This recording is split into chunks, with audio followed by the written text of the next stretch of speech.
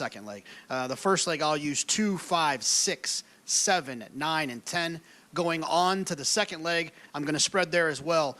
1, 3, 4, 7, and 10. Those will be the first 2 legs. And then I'll get a little bit skinnier as we go. Race 7 at Oaklawn Park, I'm going to single the 6, Crushed It. A horse that I think is one that you can lean on in the sequence. Oaklawn Race 8, the 4th leg, I'm going to single the 11, Effortlessly Elegant. I'd like to probably use another horse, but that is the horse that I trust the most in that race. And then to wrap it up in race 9, I'm going to use the 2 speed horses, thinking that one of them is going to clear. That's on a sloppy racetrack, specifically the 4 T Burns or the 9 Faithful Ruler. I think you'll get paid if you can find a way to hit this cross country today. All right, that's how Jonathan's going to go after this cross-country pick 5. Again, it begins with the 7th today at Aqueduct. We're coming up to the 5th, though, which is going to kick off this Aqueduct pick 4. We'll have more on this first leg of the sequence. $12,000 claiming 1 turn mile to kick it off when we come back on our America's Day at the Races coverage on FS2.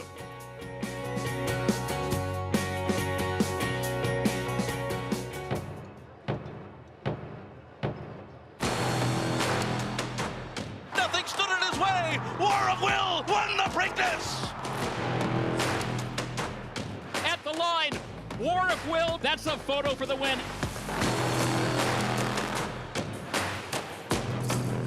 Hey, 650,000. War of Will, standing at Claiborne Farm. It's America's original sport, and no one covers it better than americasbestracing.net. From the sport to the lifestyle, the best races, horses, and destination venues, cocktails, gambling, fashion, and more. americasbestracing.net is a sport for you.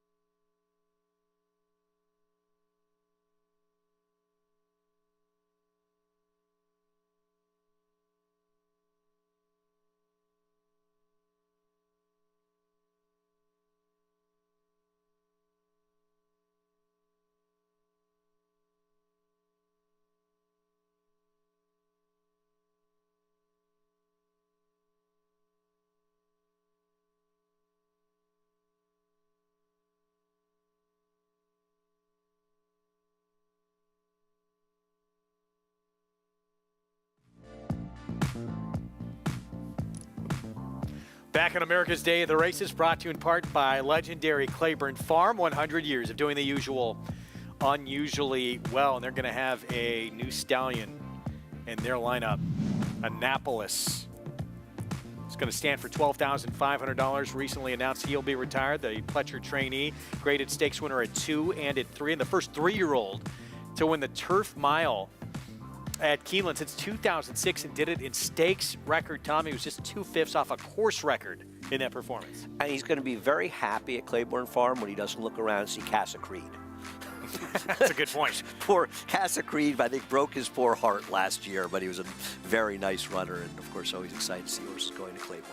Great dirt family as well. An Alabama winner, Embellish the Lace in that family. Yeah. Travers winner of Fleet Express as well. She was the only winner when she won the Alabama that I picked the entire summer of 2015. I think I went 1 for 400. At least you didn't get offered. It felt like it. So Annapolis joining that lineup at Claiborne as we get into this fifth here at Aqueduct. So again, $12,000 claiming 1 turn mile and 6-5 favorite Cool Quartet. Now with Jose D'Angelo off the claim, Isaac Castillo will ride. We bring in for the first time today in our Friday coverage, Maggie Wolfendale. How you doing, Maggie?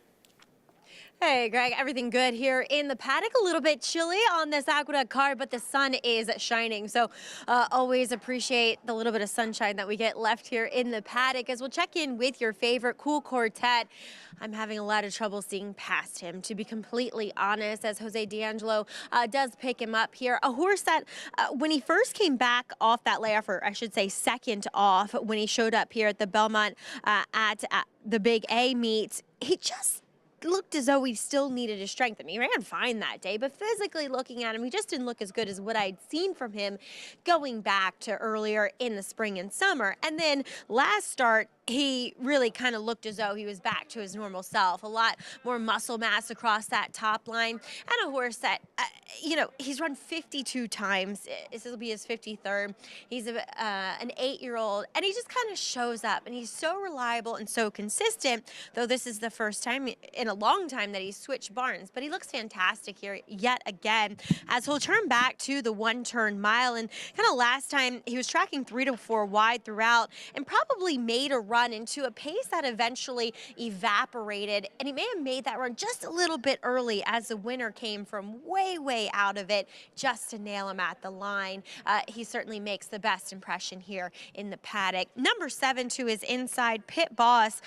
I wonder last time if some of his run was kind of strangled out of him early on under a hammerlock as he tracked the pace 3 wide.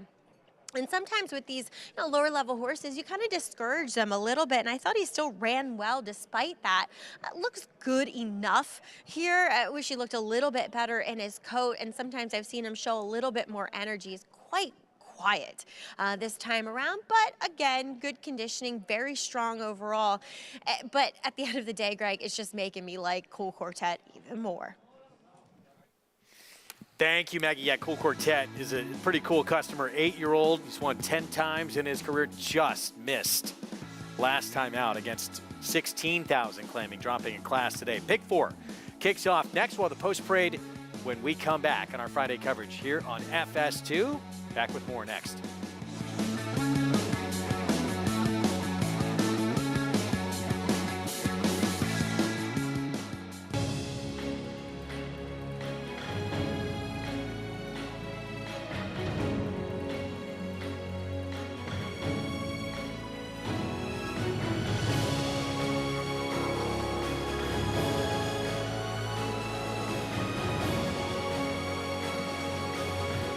Olympiad leads American Revolution. Olympiad gets the gold in the Jockey Club Gold Cup.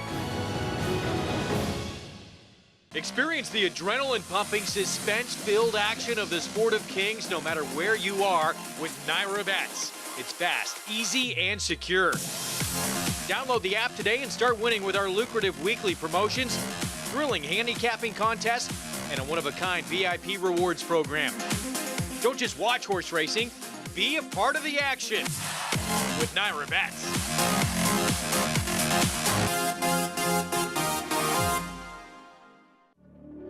Cyberknife was a very talented horse from day one. Fast horse, able to carry it around 2 turns. Looks a tremendous amount like Gunrunner, same ability and talent. Holds the track record in the Haskell.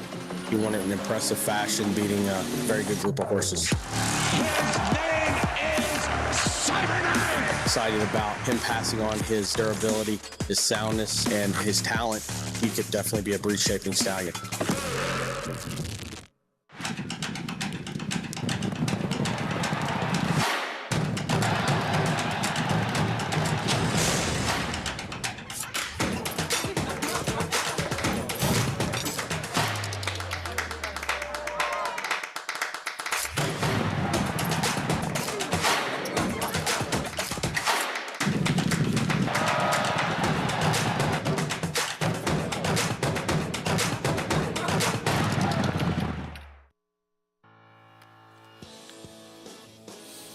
Back with you on our Friday coverage, America's Day at the Races.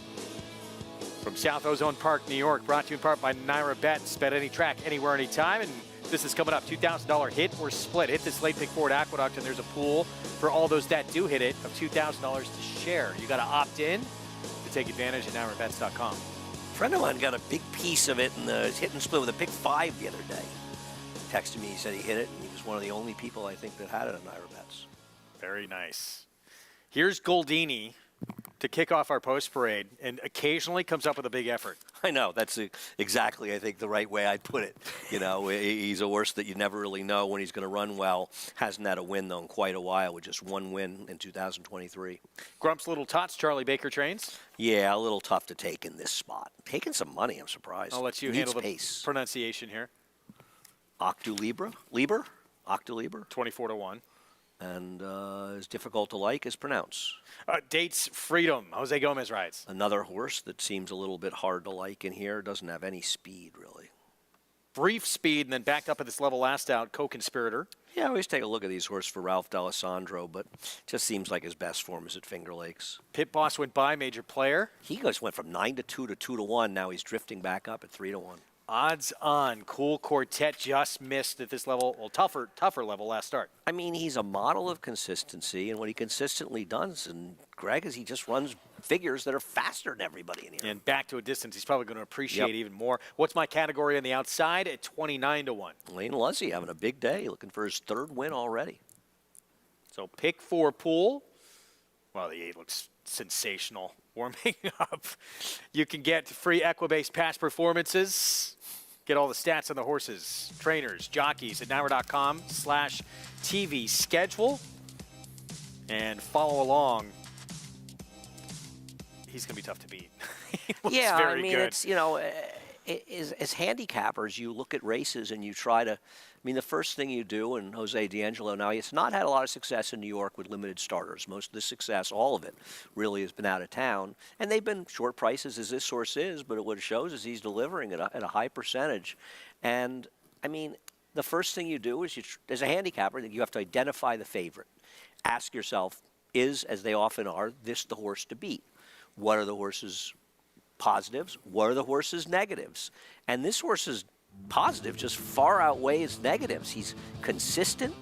He's faster than the horse he's running against. And I think you made a very good point, Greg. Going back from a 2-turn mile and 8 to 1-turn mile will help him. And this race was a weird race. It just sort of collapsed in the late stages.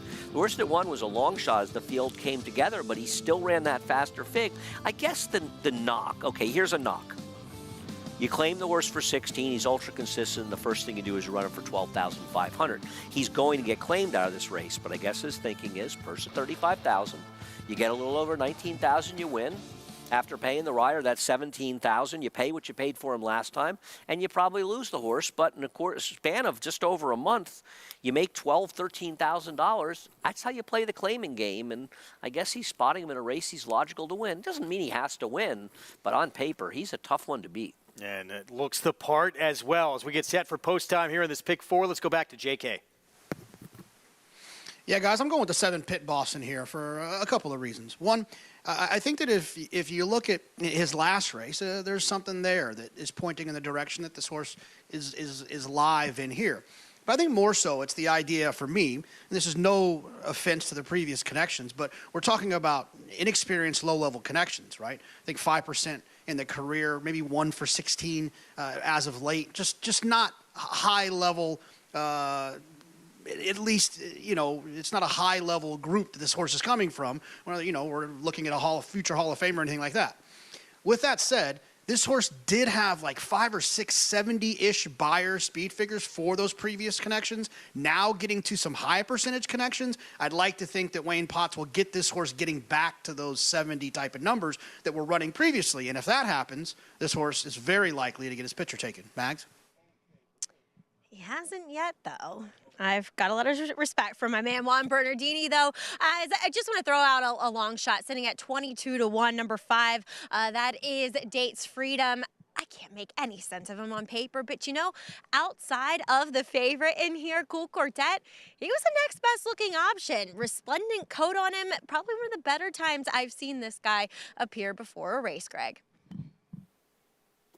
All right, thank you, Maggie. Pick 4 coming up. Odds on Cool Quartet, the 8-year-old who ran too good to lose last time out. Just got nailed by a 29-1 shot at the wire. Yeah, trying to go a mile and 1/8 in a tougher race. He runs that race, he probably wins here. I think that Pit Boss is the second likeliest winner, as does the public. Problem I have, as Maggie just alluded to, he has not run back to those figures since being claimed, and I think those figures make him perhaps competitive, but not necessarily the horse to beat. Chris Griffin, the call as we kick off the Pick 4. And they're off. Dates Freedom has asked for speed from in between horses. Co-conspirator is right there. Line up on the front end. Pit Boss is going to join them in those yellow blinkers. Dropping back now as Cool Quartet gets passed by What's My Category. The leaders are to the outside, and here comes Co-conspirator now to put a nose in front as they come out of the chute. Pit Boss is right with this rival. Dates Freedom is in tight, is going to be at the rail here, is taken third. Out wider, What's My Category. Cool Quartet very tightly bunched. Goldini is under a snug hold as well, is going to be in the 6th position, is followed by Akduliber, and late running Grump's Little Tots is the trailer. It's about 8 off the lead. 24 seconds flat for the opening quarter mile. And now Pit Boss shakes loose on the front end. It's Pit Boss who's in front, has cleared off from Co-conspirator, who's dropping back quickly. What's My Category? Lane Luzzy, they are now alone in second. Cool Quartet. Isaac Castillo starting to encourage the favorite now, is wide, but is rallying on with less than a half mile to go, 47-4. That half mile time, Pit Boss is getting away. It's Pit Boss who's now 3 lengths in front. What's My Category is shoved along here from second. Cool Quartet slowly getting into gear. Here comes Cool Quartet at 4-5, is ranging up on the outside, is challenging for second, but Pit Boss has not been asked yet, and Pit Boss approaches the quarter pole, still 4 in front.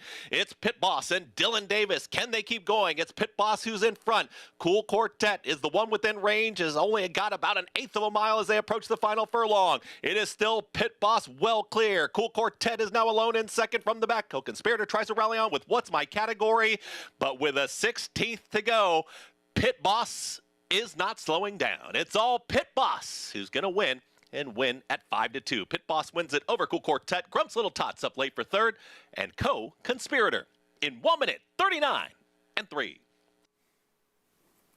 Pit Boss Dylan Davis. Wayne Potts wins for the 6th time in his career after a 1-for-16 campaign last year. And he was taking a lot of money to be 5-2 in the face of the favorite in this race, and this is not the Pit Boss that we've seen in recent starts. I don't believe this is the Pit Boss that we saw when he was running faster figures. This is a very different Pit Boss. This was a Pit Boss that looked like he should have been 1-5. Basically a quarter mile into the race, he was never losing this race. And, you know, when Wayne Potts was here a couple winters ago, he had some horses that ran extremely well at times, and I think maybe we should be paying attention to that, because this is a horse that ran significantly better than his PPs could reasonably suggest. 7, long way back to the 8, even longer way back to 3rd and 4th. They're 13-1, 49-1 in 3rd and 4th, but it's all about Pit Boss. Here to start off this pick 4 at 5-2, beating a 4-5 favorite to start off the sequence. Beat him like a drum. I mean, you know, and you look at the gap, he not only beat him by about 4 lengths, there was another 4 lengths back to the others in this race, and you spread the field out. And I'll be interested to see what kind of number this race comes back, because that was quite a performance by Pit Boss. 5-2 on your winner here in the 5th. Prices in a moment. We're going to shift gears, head over to Hot Springs, Arkansas for the first time today on our coverage for race 4. There's a look at that track condition listed as sloppy. $10,000 starter allowance, 6 furlong sprint is coming up next here in this 4th race, where we have a couple on the board at 3-1. The 1 and the 7, both at that number. Junior Bug and Vernon Uncle Love, who's the mild favorite for Carl Broberg, the 7, with Ramon Vasquez. Like so many races, it's a highly competitive race. With a horse like the 1, you're asking a horse that has absolutely no speed to come from well back, and that's a little bit concerning, especially on a wet track, though the pace should be honest. Here's Junior Buck, Francisco Arrieta. The lack of speed bothers me, and it's a horse that ran huge 2-back, not as well on a sloppy track last time. Born Flawless had a couple of big wins at Keeneland at Churchill. Yeah, I think he gets back to his race 2-back. He's dangerous. At that price, he'd be my play. Hawthorne Shipper, this is Blowtorch. He's got some decent Hawthorne form. We haven't seen him in 4 months. Can he get back to that Hawthorne form? Golden Luna, big price on the board with Kylie Jordan. Yeah, this is a tough race to be a little slow. Has speed early, though. Yes, does have early pace. Otis, Kim Poole trains. Coming in from Thistledown, actually, last seen in October, would have to run probably the best race that he's run, at least recently. Barn that had so many upset winners early on in the meet last year. Shack's Way, the 6 with Chelsea Bailey. Off the claim for a trainer that's had limited success off the claim, looks to be forward, but is he good enough? Burnin' Hunk of Love, gate to wire win last start. Yeah, and he draws outside the other speed, so while he's forward, he could perhaps stalk a little bit. He's a player. Randy Morsebarn with Best of Greeley. Another horse that I thought was dangerous. I like the idea of him cutting back. Now, that'll take away some of his speed, but I like a turn back and thought he was dangerous. And second off the claim, Tom Vance with Devoted to You on the outside, 14-1 the 9th. I mean, has back form, but mostly on turf races, not really a dirt horse. I think the 2 and 8 in this race are the interesting horses, especially at their current odds. I have not seen him in far too long. Good to be on with him once again. We go to Paul LaDuca live in Hot Springs. Good to see you, Paulie. And we had some snow on the ground early this morning, didn't we? Yeah, we did. Greg, Happy New Year to you as well and your family. Yeah, it hit pretty hard this morning. As you can see, the horses training on the racetrack. It was actually a beautiful sight. I woke up at about 7 and looked out of my room, and it was snowing. I said I have to come to the racetrack. And our camera girl, Sarah, she got some tremendous pictures as well from this morning. The horses were frolicking in the snow. We forget how much they like it, a little bit colder than warmer as well. It's now turned into pretty soupy kind of racetrack so far. The first 3 races, we've seen a gate-to-wire winner, and we've seen a couple horses come from off the pace, a couple prices too as well. So now we go on to this race number 4. And I get where Andy's going. I thought the 2 was interesting as well in here, Born Flawless. You know, this is the son of Twirling Candy, who is son of Candy Ride, and they do love a wet surface. You know, this horse is, didn't get out of the gate last time out here at Oaklawn when losing to Burnin' Hunk of Love, who's right now 5-2. The 7 in here, Burnin' Hunk of Love, caught a flyer out of the gate last time out. And when you look at his kind of PPs, he's really one of those type of horses that doesn't break great, but he catches his stride very quickly, and he can come from off the pace a little bit. But when he gets in front, he's just very, very tough, and he likes to win races. Now, he's had a couple races on wet surfaces. He does have 1 second-place finish. You know, when I kept looking at this race, I said pace, pace, pace, and I ended up on the 1 at 2-1. I hate to give you the favorite in here. And my concerns are exactly what Andy was thinking. You know, I'm hoping this horse gets out of the gate. You know, last time did not break well. Needs to, stay at least intact. I think there's going to be somewhat of a decent enough pace for him to close into with the 2 maybe going to the front end. I think the 6 has got some speed, the 7, the 9. So I'm thinking the 1 from off the pace. I don't love the price at 2-1. Junior Bug, 4-1 on the morning line. I thought I was going to get 7-2 in here, but I guess not. Finally gets away from Like a Salt Shaker, Junior Bug, who had beat this one 3 starts in a row. Yeah, no, listen, I'm not. He's a contender. I thought the race was the 1, 2, 7, and 8 were the 4 that I narrowed down to, so I'm going to lean to ones that are bigger prices in there. And, as Paulie mentioned and I was mentioning, I just have trouble taking a short price on this kind of track that has no early speed, but there should be an honest pace in here. Blowtorch taking a little money, too, the 3, who comes in from Hawthorne's got a pretty good record as well at Oaklawn, 3 for 6 here in Hot Springs. Yeah, no, I think that's a good thing. And his last race was a good enough figure, even though he lost at 7-5. And he's 5 for 11 in 2023. So he's an honest type. Junior Bug from the Rail Paulie selection, and the favorite public backing this one as well with Francisco Arrieta. And as we get set for the 6 furlong sprint on the sloppy going here in Hot Springs, it's a 4th from Oaklawn. Matt Ditterman with the call. Burnin' Hunk of Love. 2 back.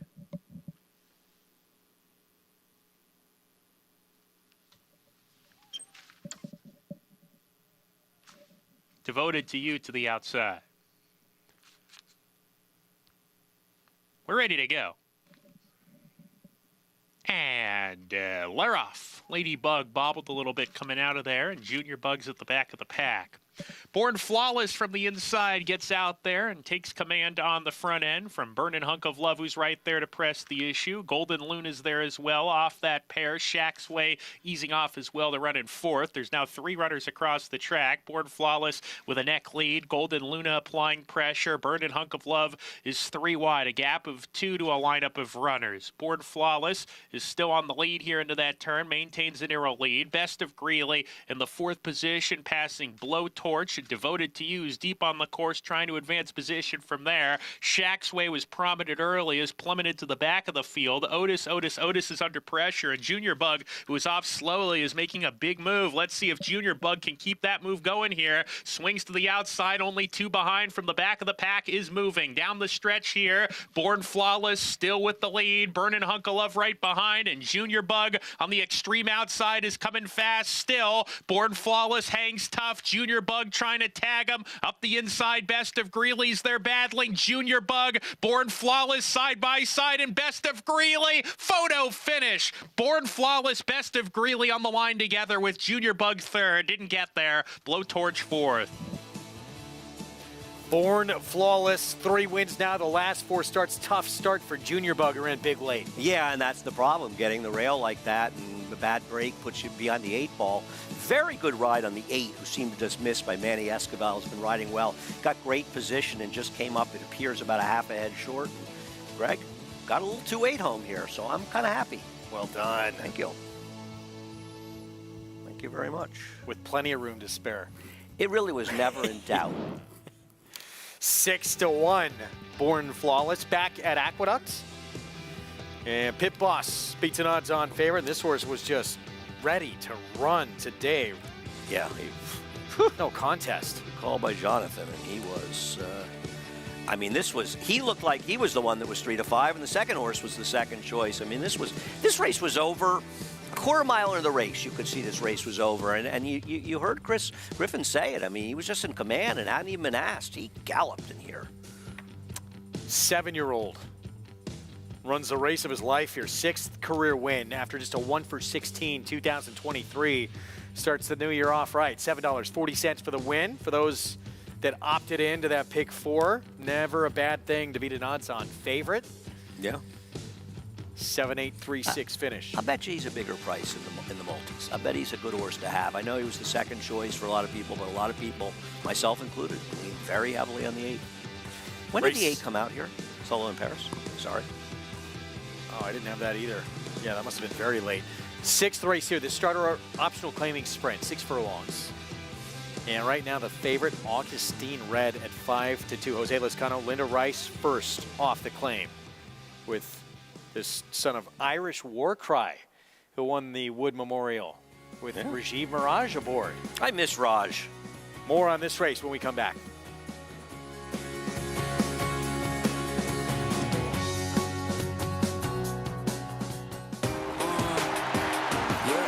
Charlatan is back, and he turns it on with an 1/8 of a mile to go. Express Train moves into second. Nashville dropping out of it, and then Collusion Illusion.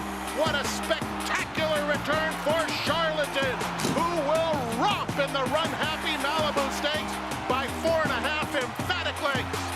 Charlatan, ultra impressive. It's a new day for a new king.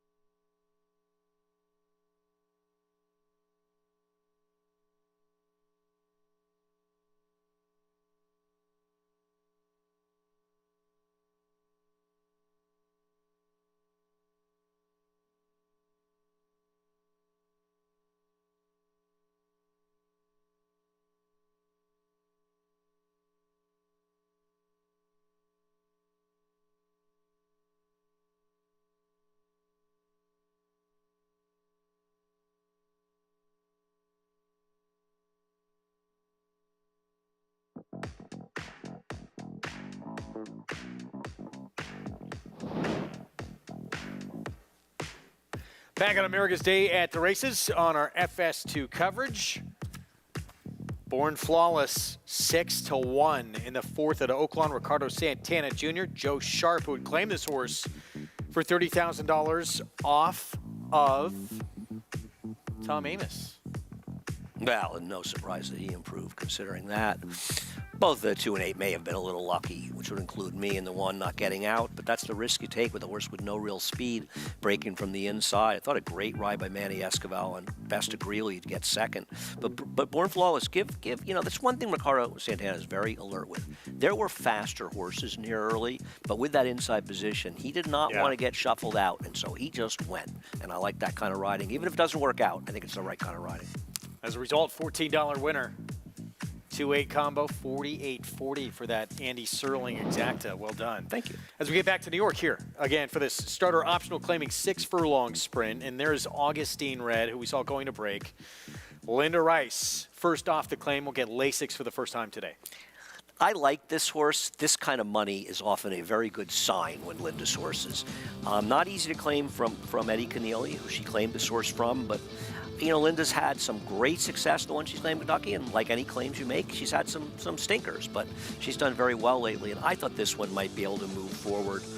So I took on top. Now, I'm not going to bet at 8-5. I never imagined this horse would be that short. I don't think you did either. No, a little shocking. Yeah, little surprising. I agree. We'll see how the odds. I haven't looked at them. Let me look at the multis quickly and see. Linda Rice, by the way, congratulations, coming off a NYRA single season record for victories in a calendar year, 165 wins, and she got it on the final day of the year. And she just wins all year long. And if you look at the numbers, it's like winning over 0.8 races a day, which is a pretty remarkable achievement, especially in New York. And hats off to Linda, who does a sensational job. For what it's worth, the 1 is a slight favorite over the 5 in the double. I think we expected the 1 to be favored. Yeah, let's head downstairs to Maggie. We'll check in with those 2 favorites, beginning with number 5. First off, the claim for Linda Rice is Augustine Red, Maryland bred out of by Irish War Cry. I haven't seen too many of these. The one thing I noticed, though, coming into this race, off the back of that win, I'm actually kind of surprised they left this horse up, to be fair.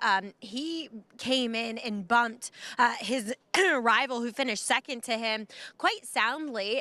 Not a fault of Luis Saez that day. It was all his doing. What I noticed, at least looking at the replay, I'm 99% sure that this guy was actually wearing an extension blinker over his left eye. So oftentimes we see the extension blinker covering a right eye because horses more frequently have the propensity to want to lug out as opposed to lugging in. But this guy's the opposite.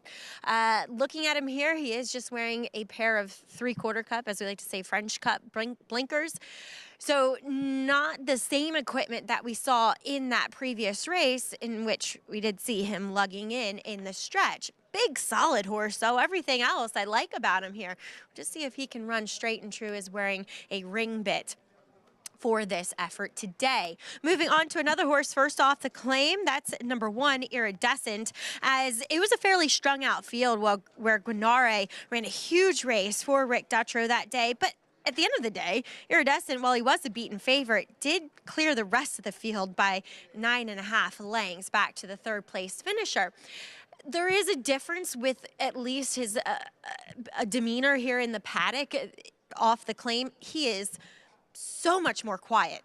It could mean absolutely nothing, but he was fairly sharp and keen when he came in here for the first time for Brad Cox. And it might be just now that he's used to the paddock, it could be something simple as that, but a completely head on the ground type of quiet disposition today. Looks great overall, though. I certainly have no problems with him.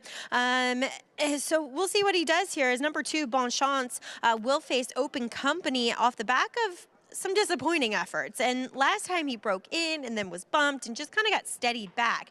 He'll put the 3/4 cup blinkers on today. He looks sensational. He does come out of that notebook in which it was dominated towards the front end, where Detective Tom Works For Me, the eventual winner, just laying right off of him. So those two never really backing up in the field at all. He fits nicely physically with this group, Greg, and I'm wondering if we can see him get back to some of his better efforts, which were his first and second starts. Yeah, you can make excuses for some of those poor performances from Bonchance. So 6-1. We'll see if he can turn things around with a couple of changes, blinkers, Lasix as well. As we're 8 minutes away from the 6th, let's check in with JK for more. Yeah, guys, I'm going to go with the 5 Augustin Red as well, right? And you look at the past performances, and you can see that there was obviously an improvement in this horse's speed figures when getting away from the turf, or maybe it was adding the blinkers. Maybe it was both. To be fair, I don't really care, because in this race, this horse is going to be on the dirt, has the blinkers. And then you get 2 other positive additions, I think, to Augustin Red's past performances. One, like you mentioned, Wolfie, getting Lasix, and also getting Linda Rice. It's 4 things in the right direction for me for this horse. I'm not crazy about the price at 9-5. I think you might get a little bit of a tick up. It feels like the horse down on the inside, Iridescent, probably has a little bit more money coming for him, but I'm going to land on the 5 Augustin Red. All signs pointing in the right direction. Blinkers, dirt, Linda, Lasix. Yeah, so a lot of changes, usually a positive going to Linda Rice, but if you said that the numbers bear out, it's tough to claim off Eddie Keneally and have success. Right. She didn't claim this horse off some guy who never wins. Eddie Keneally is a very good trainer. His horses really deliver, and I'm sure people are familiar with Eddie. Pretty much in Kentucky. He had strings here. Maggie's husband, Tom Morley, worked for him, as did Brendan Walsh, who's having, incredible success lately. And Eddie's a very, very good trainer. Not saying he can't do well from Linda, but he's a tough guy to claim from, and I think that's one of our concerns about the 1 as well. This horse is claimed away from Brad Cox, another guy who it's tough to claim from successfully. Well, those who invested fun coupons with Jordan Belfort, they didn't last too long.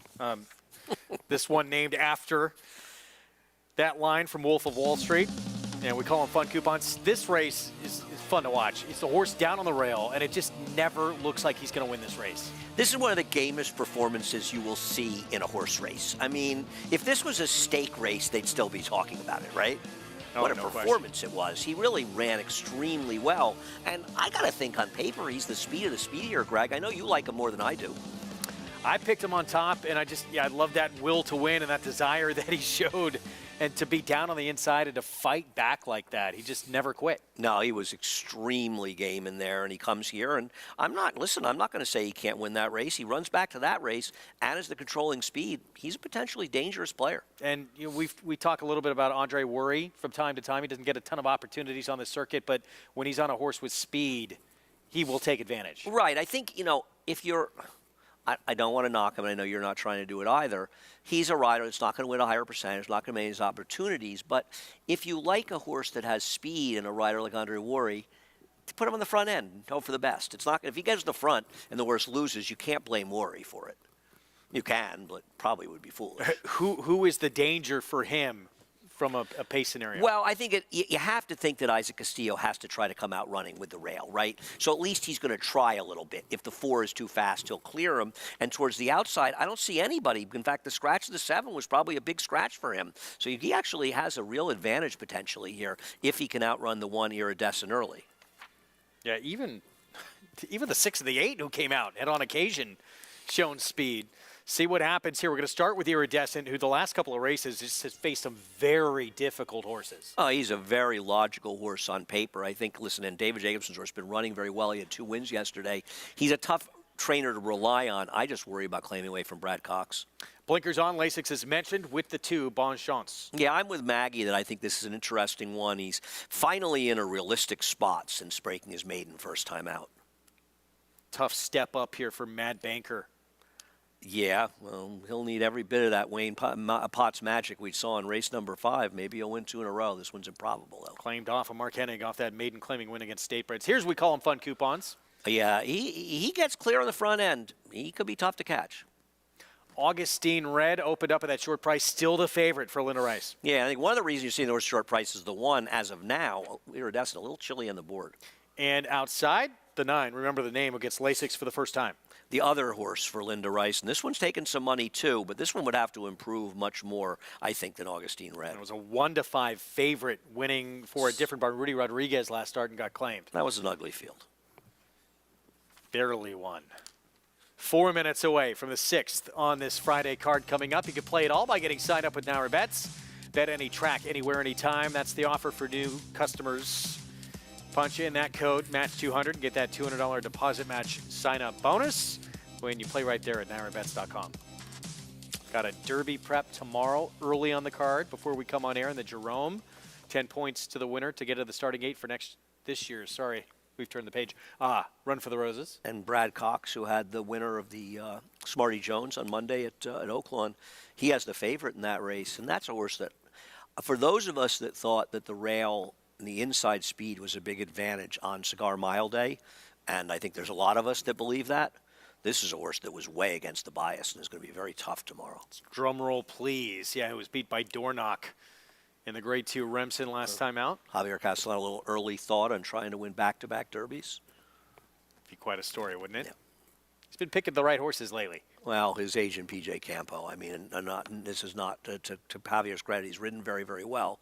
But I think to ignore the job that P.J. Campo has done as his agent, I mean, he really helped get Javier. What Javier needed was an agent like P.J. who could hustle him and get him the opportunities, and Javier's made the most of them, and that's what a rider can do.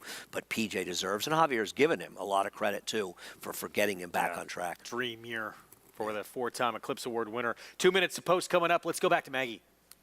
Yeah, I couldn't agree with what Andy said more about PJ. And I think from a horseman's perspective, PJ's actually very easy to work with as far as when it comes to agents. Obviously knows the game in and out and is very accessible. As we'll take a look at number 4 in here. We call them fun coupons. Loved that, Greg. I was like, where do I know this line from? And, of course, you solidified that with one of my favorite movies of all time, duh, Wolf of Wall Street. Don't get much time to watch movies anymore, but we call him fun coupons. It's kind of your atypical speed horse from a physical perspective.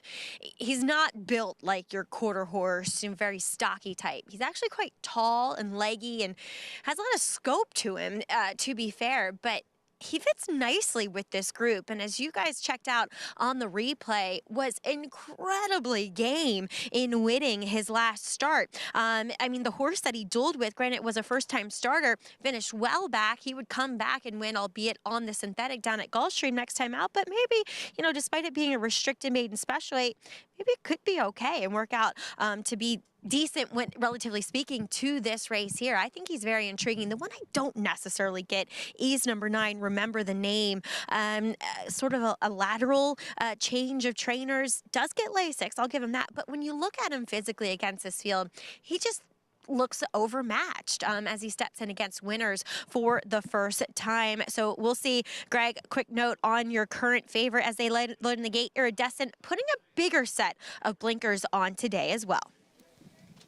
Maggie, thanks. About to load up here for this 6th. It is 9-5 favoritism on Iridescent from the rail. David Jacobson off the claim, and this 9 taking late money. Yeah, the 9's been really betting this race. The other Linda Rice claim, and I didn't like the horse. I'm with Maggie. I thought he was a little inferior to this field, but I wouldn't say he has no chance off the claim for Linda. I am trying to beat the 1. I used the 2 and 5. Trying to get live in the double with the horse you and I like in the next race, Greg, the 7.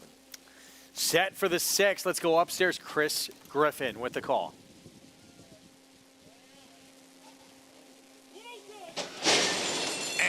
And they're off. Iridescent gets the first call from the inside. It's Iridescent right out to the front. And here comes, we call them fun coupons to apply pressure, and now they're head and head up the backstretch. Just off of them, Remember the Name is well settled, is now going to lose some ground, is back to 5th, gets passed to the inside by Mad Banker, who splits rivals to take 3rd. At the rail comes Bon Chance, and the early trailer is going to be 4 wide, wants to join that second grouping. Jose Lescano and Augustine Red. They move into the far turn, 23 seconds flat for the opening quarter mile. Iridescent's got the lead. It's Iridescent. We call them fun coupons. Is right there stalking from second. Here comes Augustine Red. Was 4 wide, now 3 wide here. Is looming up on the outside to join those leaders. In behind them, that's Mad Banker, Katie Davis. They're at the rail, in between rivals, and then losing some ground. Remember the Name. The trailer is Bon Chance. They reach the quarter mile left to go. Iridescent kicks on. It's Iridescent who's got plenty so far. We call him Fun Coupons. Is still right there to the outside. Augustine Red now dives down towards the inside, is making up some ground here, but running out of time. Also lugging in there, cuts off Matt Banker, but it's Iridescent who's approaching the 16th pole. Iridescent is well clear up by 2.5 lengths. Iridescent is going to have a front-running score. It's all Iridescent, Isaac Castillo, and Jacobson. They're on a roll. Iridescent gets the win. We call him Fun Coupons. Then came Augustine Red. And remember the name. Final running time, 1 minute 12 and 3. Iridescent had faced the best company of anybody in this field, was sharp early, and picks up the second win of his career. Break is so important, right? I mean, he broke sharply. It's not anybody who broke that badly, but he really broke sharply, and it just gave him that advantage. So when we call him Fun Coupons, ended up being in that chasing position, and that's not the position a horse like that wants to be in. And Isaac Castillo just went on with it. And Jose Lezcano, he's going to tell Linda Rice, we got to do something with, we call him Fun Coupons, because that horse wanted to jump over the fence. I mean, you could see with Augustine Red. Augustine Red, I apologize. That horse was lugging, and you could see it badly and almost came in. Unfortunately, that horse was inside of him on the rail, and there's nothing Jose could do with him, and he really, and that's a horse, I'd be interested to see if that horse draws the rail next time, because that horse may want to be on the rail. 1, 4, 5, 9, Iridescent, Maggie, impressive here in the 6th. Yeah, Iridescent was impressive, just resolute on the front end. But do want to mention Augustine Redden here.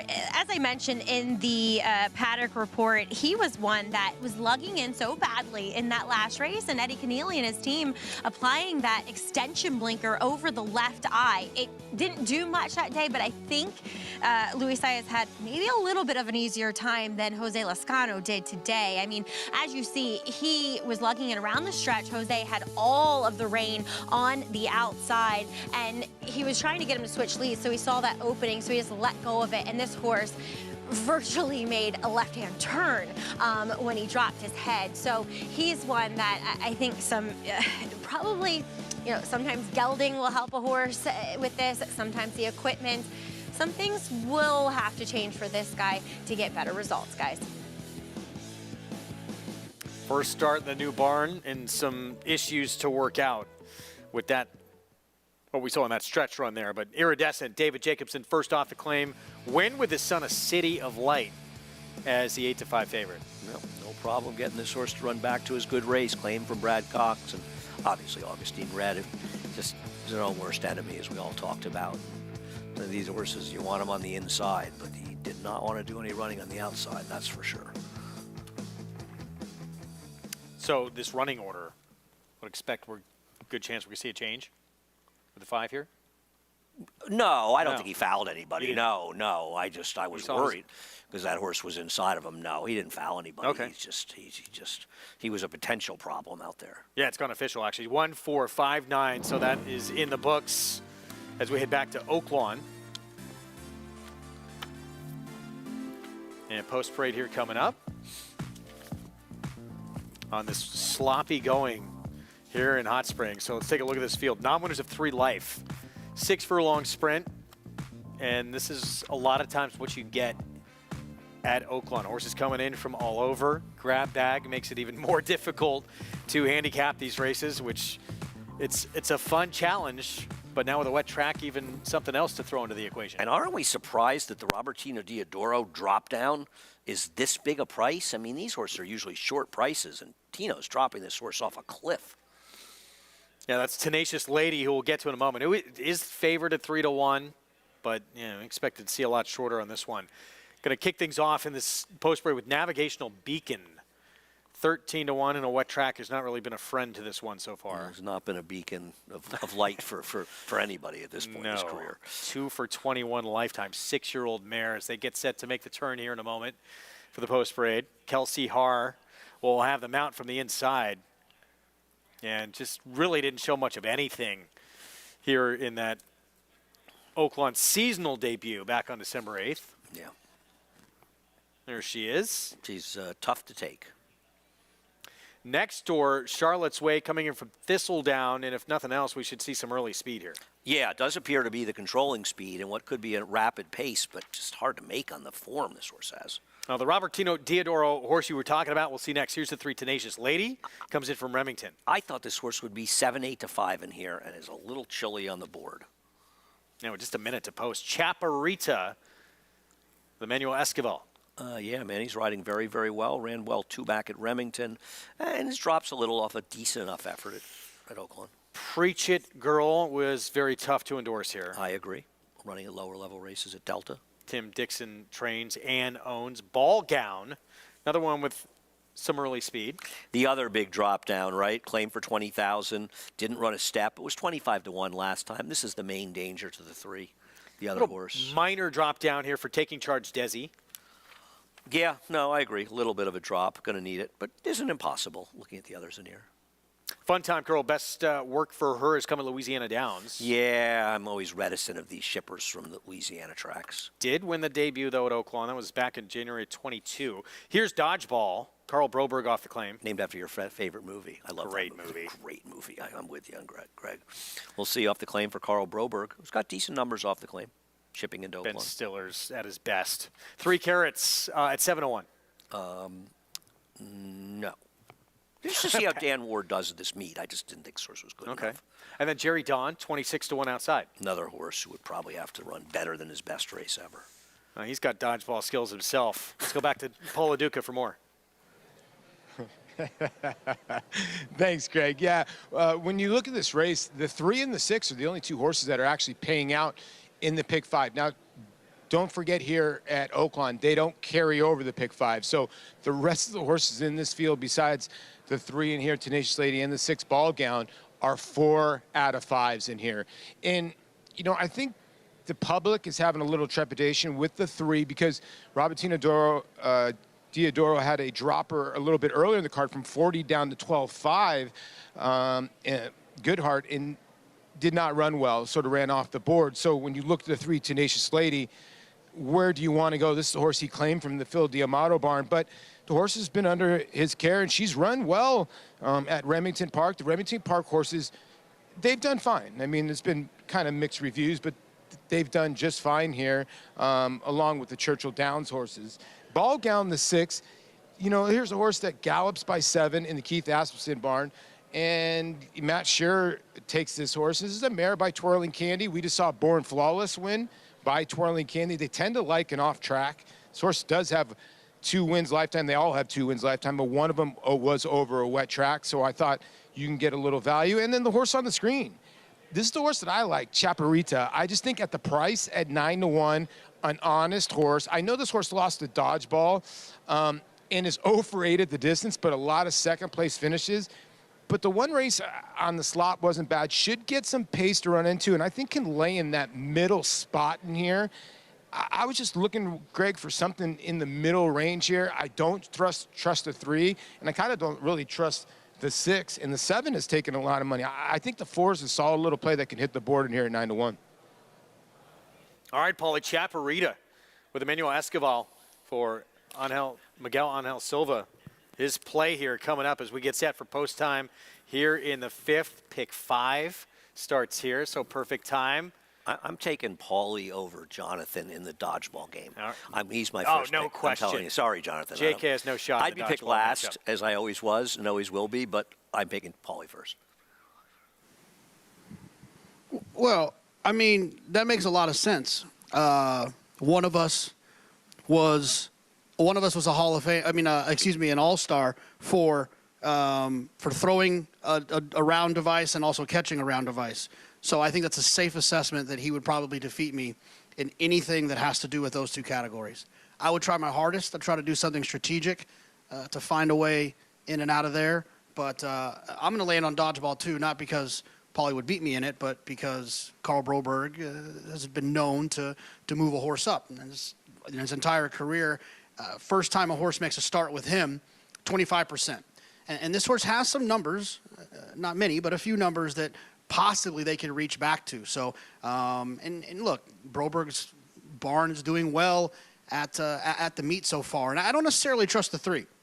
So I think anytime that there's a horse that's the favorite, you don't necessarily trust, you can have a little bit of comfort in other options. I'll go with dodgeball as well. That JK, because he's like a teddy bear. If I was the last guy standing on the opposing team, JK wouldn't have the heart to just nail me. When I was in the face. dunk tank, Paulie fooled around, missing the first couple times, and then he just lobbed it in really slowly and dunked me. And he said, these people are so ridiculous, they're throwing it hard. He goes, the easiest way to dunk you is to throw it slowly. Couple of guys against Tenacious Lady. You dunked me. I did get you. That was a fun All summer. for the PDJF. Yeah, that was fun. Only one guy missed, and he was dying to dunk me. He's the only one that didn't dunk me. He was throwing the ball in like as fast as he put yourself could. in harm's way that day. That was fun. Matt Ditterman, the call. We're going to have more on Matt later in the show. We're set for the 5th and the start of the Pick 5. Dodd to the outside. We're ready to go. The 3 Tenacious Lady opened the front of the gate, didn't get out of it.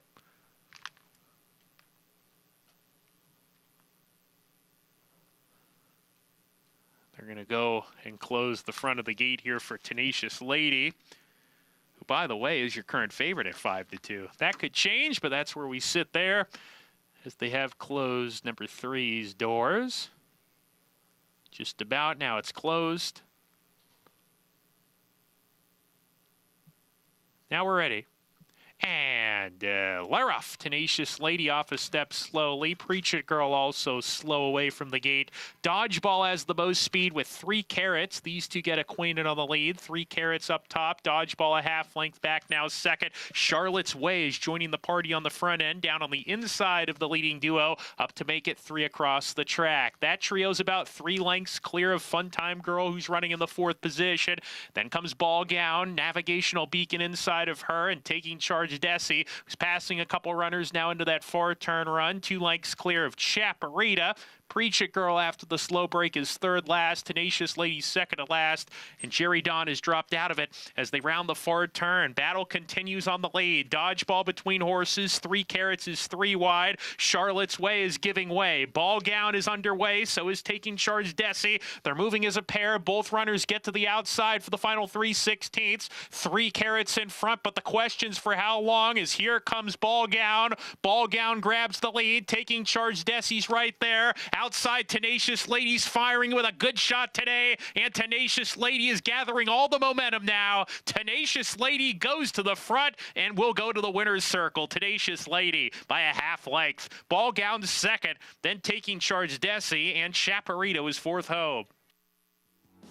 Well named. Tenacious Lady just that here to pick up just the 3rd win of her career. And you could see right then off the right-handed whip from Christian Torres, lugging in a little bit. He straightened out and sort of used the left-hand crop and got the horse straightened out, but they were moving up front. You know, it's one of those things when the 2 gets left and then has to rush up, really heated up the pace. And when you get 3 going at a pace like that, there's just nothing you can do, and they were going fast. The number 6 horse, Ball Gown, was in a good spot, but ultimately Tenacious Lady making the big drop, making that last move, the winning one. And overcoming, a little bit of trouble there in the stretch to get that win. 3-6, 7-4 finish. Back in New York, Iridescent at 8-5. David Jacobson off the claim, claiming off of Brad Cox for the win here with Isaac Castillo. Yeah.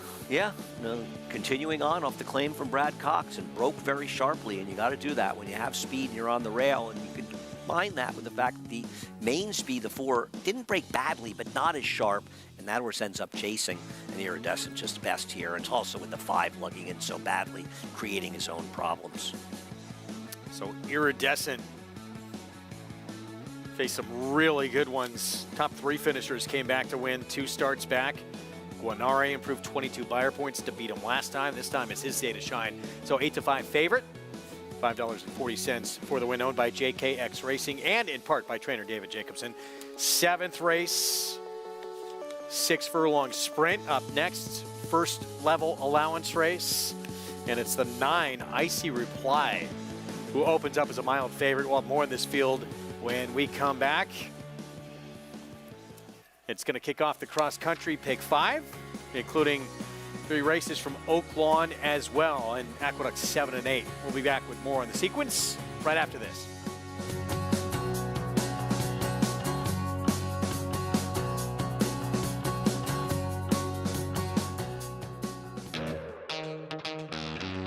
This is Maxfield, This is a Maxfield foal. Maxfield, the G1 breeder's futurity and G1 Clark hero by Street Sense. Maxfield foal. They're just like him. Walking, standing, looking perfect, and selling. This one made $500,000, the most by any freshman in 2023. Maxfield. He's the best in his field. Inquire now. RaceLens is the most in-depth product in horse racing, with unique features found nowhere else. True odds, predictive analysis, and pace projection. RaceLens. It will change the way you follow horse racing and take your game to the next level.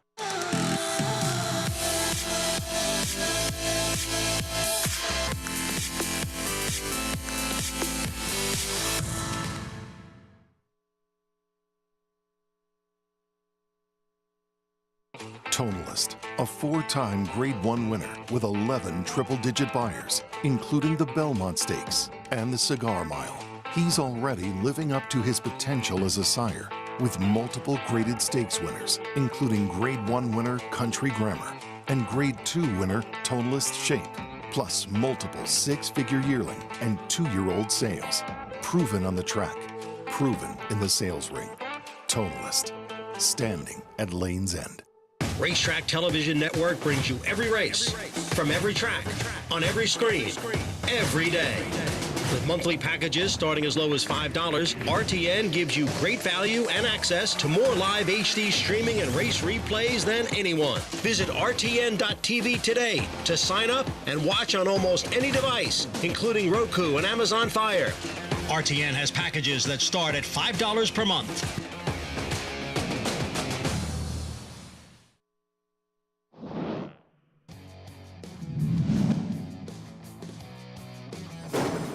They're off in the Kettle One ballerina. Come Dancing broke at the rear of the field and will have to come from last. Come Dancing is moving on the outside of Mia Mischief. Separation of powers put to the test on the inside starts to give way. And then comes Special Relativity and Dawn the Destroyer on the outside.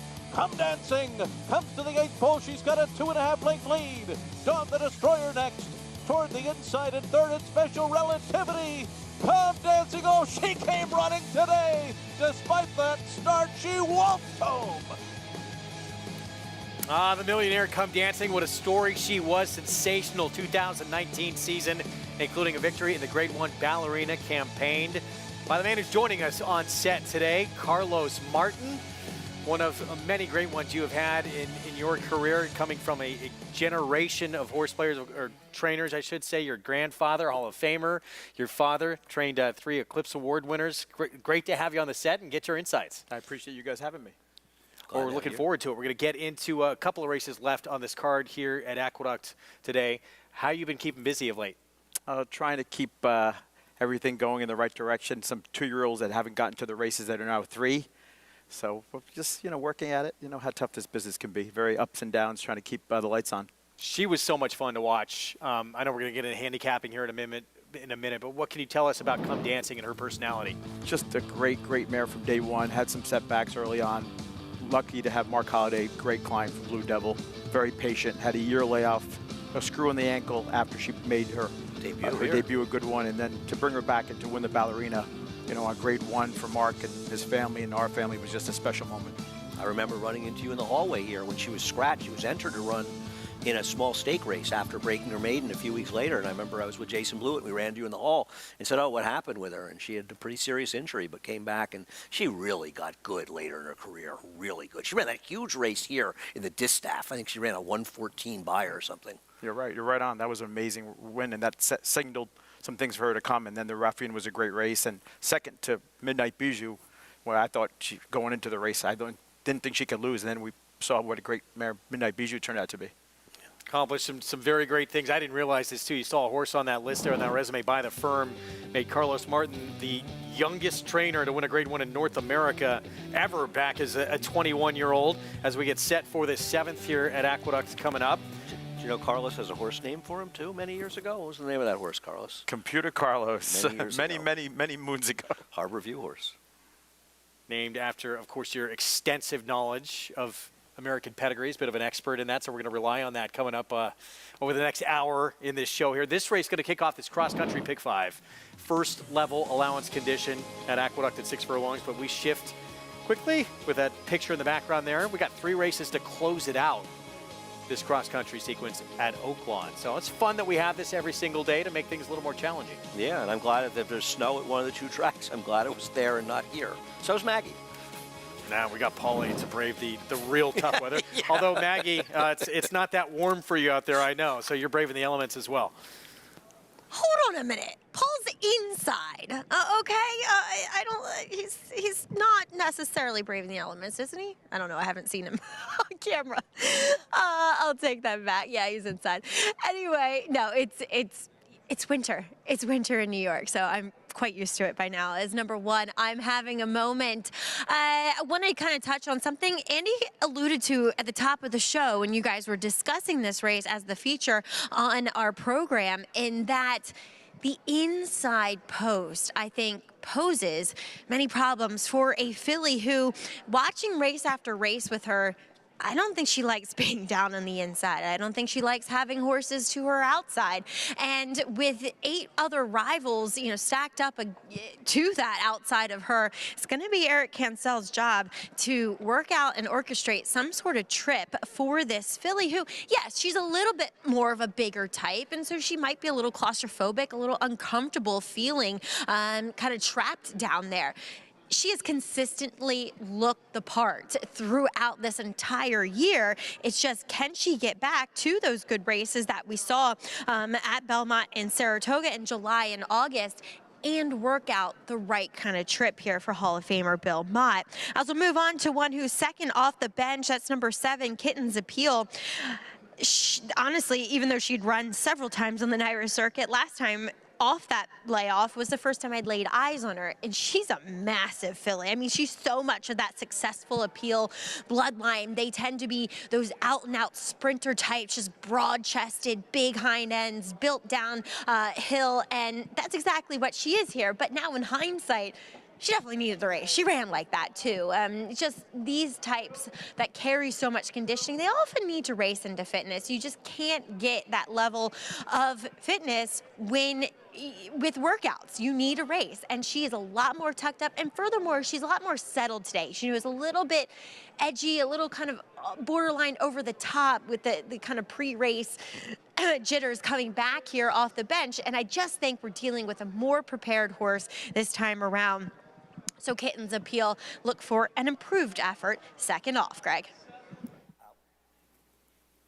A lot of love for this 5-year-old mare today. Andy and I both like this one as well. And second off the bench, she was away for 7 months.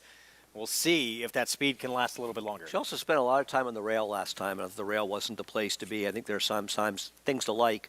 She may have to deal, though, with a 2 Fra Diavolo on the front end. Again, cross-country Pick 5 starts here. Jonathan, again, how are you going to play it? I'm going to play it holding my breath and hoping that I feel like I will get out of these first couple legs. I've been pretty spready in the first couple legs, so I'm hoping to stay alive here in these first 2 legs, and then I get a little skinny as we get a little further along when we get down to Oaklawn Park. 2, 6, 7, 9, 10. I think the original ticket I gave had a 5 in there that was scratched in race 7, so you've already found that out if you've played along, but if you haven't, there will be no 5 there, a little bit of a cheaper ticket. In the second leg, 1, 3, 4, 7, and 10, and then race 3, or the third race in the sequence, Oaklawn Park race 7, I'm going to single the 6, crushed it. The fourth leg, Oaklawn race 8, I'm going to single the 11, effortlessly elegant. And then to wrap it up, I'll use the 4 and the 9, the 2 speed horses in there. To me, I feel like one of them's going to get loose. The 4, T-Burns, or the 9, Faithful Ruler. Based on the way that I played this race, you can tell I don't have a strong opinion here. If I was feet to the fire, I would take the 2 here, Wolfie. All right, who we'll get to in a moment, JK. Thanks. Here's I'm having a moment for Bill Mott. Going to have to get herself some position from the inside, but I think she's good enough to win this race. She get back to her good form. And there's the 2, Frau Diablo, gate to wire win last start. I'm going to have to disagree with Jonathan. I thought she beat an overmatched field last time, and I thought this was a big step forward. Mongolian Panther, a 3-time winner, 8-year-old mare. She's going to need to be moving up front because she has no early speed. Security Code put together back-to-back strong performances, but neither of them wins. It's a very honest horse, and she seems to pretty much always run a race, which always makes her a contender. 13 of 17 in the money for her. Here's Kitten's Appeal, second off the bench. We're hoping that she's forward in this race and will benefit from a race off the layoff. Mask again for A Will Away. Lane Luzzy having a big day. She did a rain dance this morning. It didn't come. Icy Reply, 4-1 favorite right now. Been a great winter so far for Jimmy Ferraro, and this one has got her act together with her best career race last time. And the Rick Dutrow barn, Dame Cinco on the outside. Back in 5 days from the last start where she was the inside speed, and now she's the outsider cutting back. Don't think she's impossible. She's taking a lot of money, though, to be 5-1 here. Are we going to see her as the quite? There she is with Dylan Davis. Have to go back to March of this year at Aqueduct to find her last win. 5-time winner with 4 seconds, 6-year-old mare. So some veterans who've been on this circuit for a while lining up here in this first level allowance race as we go back to the 6. Security Code. And Carlos, you like this one. What'd you like about Security Code? I just thought she was very consistent. Like Andy was saying, she's versatile. You know, Phil Serpy's done a great job with her. I think she's 10 out of 11 in the money this year. A couple of wins, thirds. Loscano seems to get good run out of her. I thought with Frau Diablo being in the race and the filly that you guys all were talking about earlier, Kitten's Appeal, I think Security Code should set a good stalking trip, and I thought she was the most consistent of this group. I don't disagree. I think she is consistent. And these are the kind of horses that they keep showing up. It's going to work out eventually, and otherwise they get checks. I mean, they're good horses to have in your barn. And with that, she becomes the favorite at 7-2 Security Code with Jose Loscano. Boy, that was a lot of power by you, Carlos. Wow. First comments on the show, and you're moving lines already. Let's take a look at Security Code in action earlier this year. This is when she was second behind the number 1 in this race. I'm having a moment back in Saratoga. I always like showing replays from Saratoga. Get a little nostalgic for the spa. We'll be back there, of course, for Belmont Stakes weekend. And thought she ran well in here. And you know, the one thing, the difference between her and I'm having a moment since the race is she's continued to show up and run good races, while I'm having a moment has had trouble maintaining that form. See if she can do it again, but should be able to sit, you would think, a good stalking trip in here. Quickly, let's go back to Maggie before they load. There's a horse in here that's an enigma for me. That's number 10, Dame Cinco. These connections keep protecting her as she comes back off a quick layoff for Rick Dutrow. He's very adept at doing this. She looks fantastic. I thought she looked the tightest that she ever had coming back in this similar spot, going to 7 last time. Maybe a little less ground, I would think, is preferable for her. Greg, I am just waiting on the edge of my seat for her to show up and respond to the ambitious placing from this barn. Guys? All right, Maggie, thank you. 3-1 favorite. Security Code, who Carlos likes in here. Pace-wise, is it the 7 who's going to be quickest in here? Well, I think it depends what Frau Diablo does. I think it's between the 2 and 7. They look like the 2 main speeds. We are set. Last to load. The Dutrow barn with Dame Cinco, the 10. Let's go upstairs. Chris Griffin, the call. And in. All set.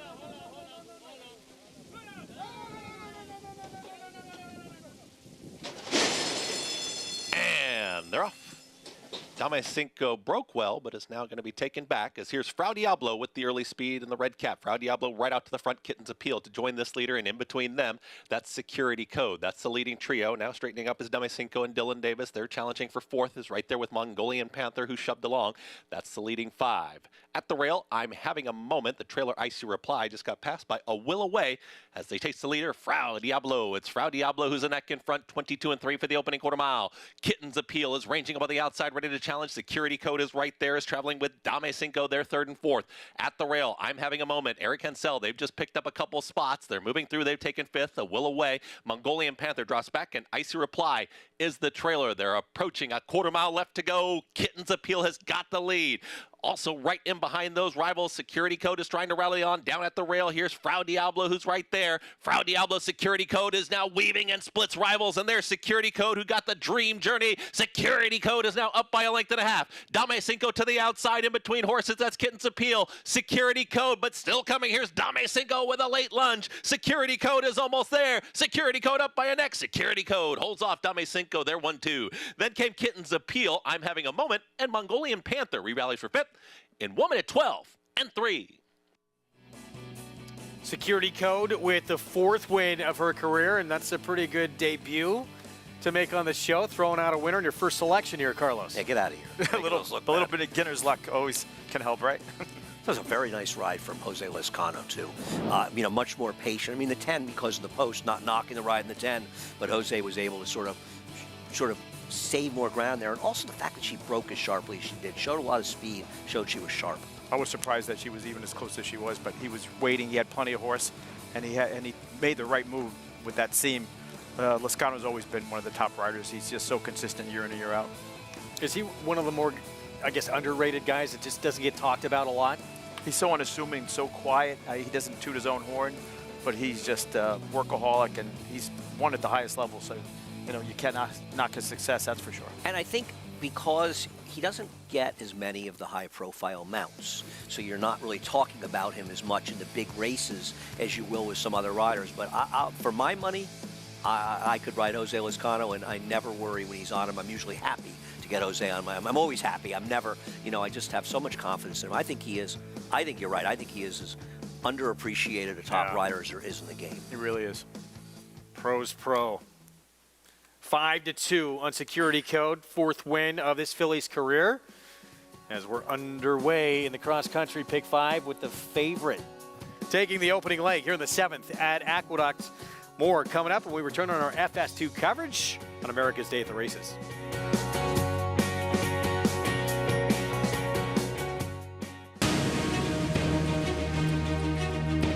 Precocity. Strategic speed. Some speed at 2, but can carry it on through their later careers. Improbable, full of run. Improbable, now a Grade 1 winner. It is a complete runaway, an authoritative run. It's improbable to win the Whitney.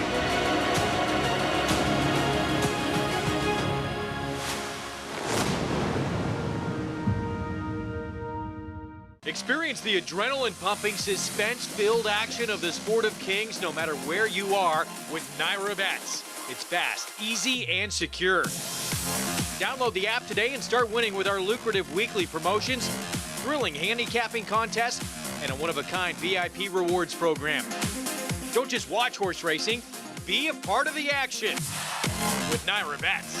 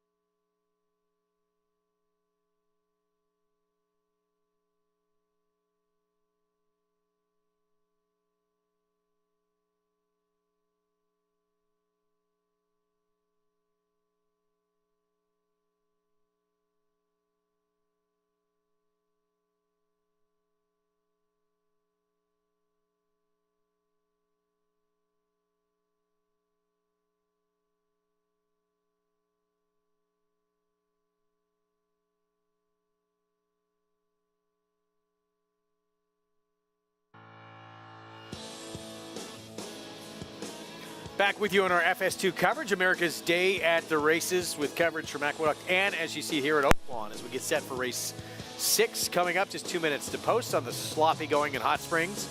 6 furlong sprint, claiming race, non-winners at 2 lifetime coming up. And we'll have a post parade here as they make the turn here in just a moment. The 5 right now, Andy, favored, that's favorite outlaw, Chris Hartman barn. He is way the horse to beat, Carlos, but he's one of these horses with 7 seconds. You know, I'm sure you've had these horses where you send them out, they look like the best horse on paper, but you know they just don't have that winner's heart. Yeah, good point, Andy. He's got 4 seconds, 5 starts, 1 win at Oaklawn. Always runs consistent race, just doesn't seem to get the job done. That's why he's in a 2 lifetime. At 2-1, I think there's some other options, other ways to go here. He ran huge in his second start when he got that 95 buyer, and it looked like, you know, the time Steve Asmussen had him, he was going to be another one of those stake winners for him, and he's just never been able to put it together, but he has run some fast races. Distorted Pro went by from McLean Robertson. Here's Raven's Nest. Yeah, Raven's Nest is a little on the cheaper, the lower end of the spectrum against these. All choked up in primarily a turf horse of late. Yeah, and did do no running in his 2 dirt races to be in his career. Rocking Rocket tried to rock it on the front end, stretching out and backed up. And he's cutting back for Wayne Lucas, and he's got a couple of races that give him a little bit of a chance. So here's the favorite. Yeah, 7 seconds in 11 starts. Yeah, I mean, he's the worst to beat. I'm not against him. He just doesn't win. Pass line at 28-1. Yeah, he feels like he's in the no pass line in this race. Broke his maiden at Horseshoe Indy 2 back a la carte with Harry Hernandez. I'm always giving a look at Robertino Diodoro horses, and this horse has run okay since being claimed by this barn. Stuck in snow. It was snowing earlier today in Hot Springs. Yeah, his Archie bred making a star off a layoff. Feels like a sort of a prep to get back against the Archie breds. Tim Tao, Diodoro as well, just claimed him. Yeah, this is the other claim for Diodoro, and really not taking much money. I thought this one was dangerous. He made a decent appearance there, too, moving by 27-1 on work order. The first race was good. The second race, a debacle, claimed out of the second effort. Shuffle Dance, Steve Asmussen barn. This is kind of a wild card in here for Steve. Wow, this horse is a huge price for a horse that ran as well as he did in his second start. And Asymmetric, formerly with Chad Brown, now with Dan Ward. This is a horse that Chad Brown ever Klarovich that I never liked, and he was sold at the Keeneland sale in November, and he's one who's taking money I'm against. Post time coming up. Let's go to Paul LaDuca. Yeah, I thought this was the most difficult race on the card, to be honest with you, because you got to trust the 5 in here, right? A horse that you guys mentioned has 7 second-place finishes, and sometimes when you see a horse that usually only has 1 win lifetime, it's usually by a nose or a neck, but he actually won by open lengths under the Steve Asmussen care when he won here at Oaklawn. You know, and he makes a lot of good points. He's by far the horse to beat on paper, by far the horse to beat on numbers. But can you take 2-1? And I'll tell you what, it might go down. This horse is absolutely crushed when it comes to the will pays in the pick 3s. By far the lowest is Favorite Outlaw. But I'm also along the lines with Carlos here. I just can't take 2-1 along with the 12 at 4-1. The 12 getting the outside draw, I think, is the worst part of it. Dan Ward has gotten off to good meat, obviously ex-assistant to Jerry Hollendorfer. And now since he's been on his own, he's done really well at Delaware and come out here with a lot of horses. But getting the 12 posts could be a hindrance. I thought you had to reach for a price in this race. There's so many horses in here, like the 11 Shuffle Dance. The 9, I don't understand why Tim Tam is 7-1. A la carte, the 7 is who I went with. I thought this horse might be a little bit of a overlay. Harry Hernandez aboard. For a lot of people that don't know Harry Hernandez, he's an animal. He's a heck of a rider. He's the guy that's been riding at Turf Paradise and Canterbury Downs. Actually, Scott Stevens, Gary Stevens' older brother, had his book. Now Cody Autry had his book, and he was scheduled actually to be here riding most of the Diodoro horses. He ended up going to Remington Park. Now he's going to be here full time, and this guy can flat out ride. So I like the 7 a la carte for a little bit off the pace, but I'm reaching for long shots in here. And to be honest with you, Greg, I punched the all button in this race to start the pick 4. A lot of these races at Oaklawn, that's why they can be so tough. Carlos, do you find that too? I mean, Oaklawn, we talk about it a lot. All these horses shipping in from different areas of the country makes it even more challenging. Do you find it that challenging as well? Very competitive. You got some of the top trainers there, and year in and year out, they must do a great job with the horsemen because you get new outfits there going all the time. So it's a tough circuit, very competitive racing. I mean, the purses obviously are substantial. The thing is, though, they're big, but they're also such competitive races that it's very hard. And I also wonder a little bit with the proliferation of synthetic racing at Gulfstream that some of the outfits decided, let's go to Oaklawn where we can get consistent dirt racing. Interesting point, yeah. Have you been there at all? Many, many moons ago, Dad had a good filly called Wayward Lass from Mr. Lizza. an Eclipse Award winner in 1981, many good one. moons ago. Yeah, Mr. Lizzie used to love to go there. Kept talking about the hot springs, and you have to go to Oaklawn. I think I made one appearance there many moons ago. We could send you back, to hang out with Paulie. Sixth coming up here. Starts the pick 4, and the favorite outlaw for Chris Hartman, like Diodoro. We always expect this barn to have a big hot spring season. He's a dangerous trainer. Another guy who's very tough to claim from as well. Ramsey Zimmerman will be aboard the 5. I like Tim Tao here. I bet the 9 Tim Tao in box with the favorite outlaw. That's the other Diodoro, should be forward. Matt Dinnerman the call. Here's the 6 from Oaklawn.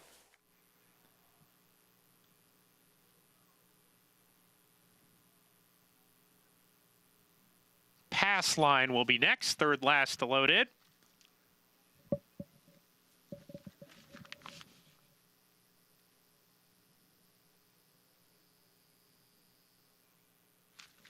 Two back, shuffle dads, and asymmetric to the outside.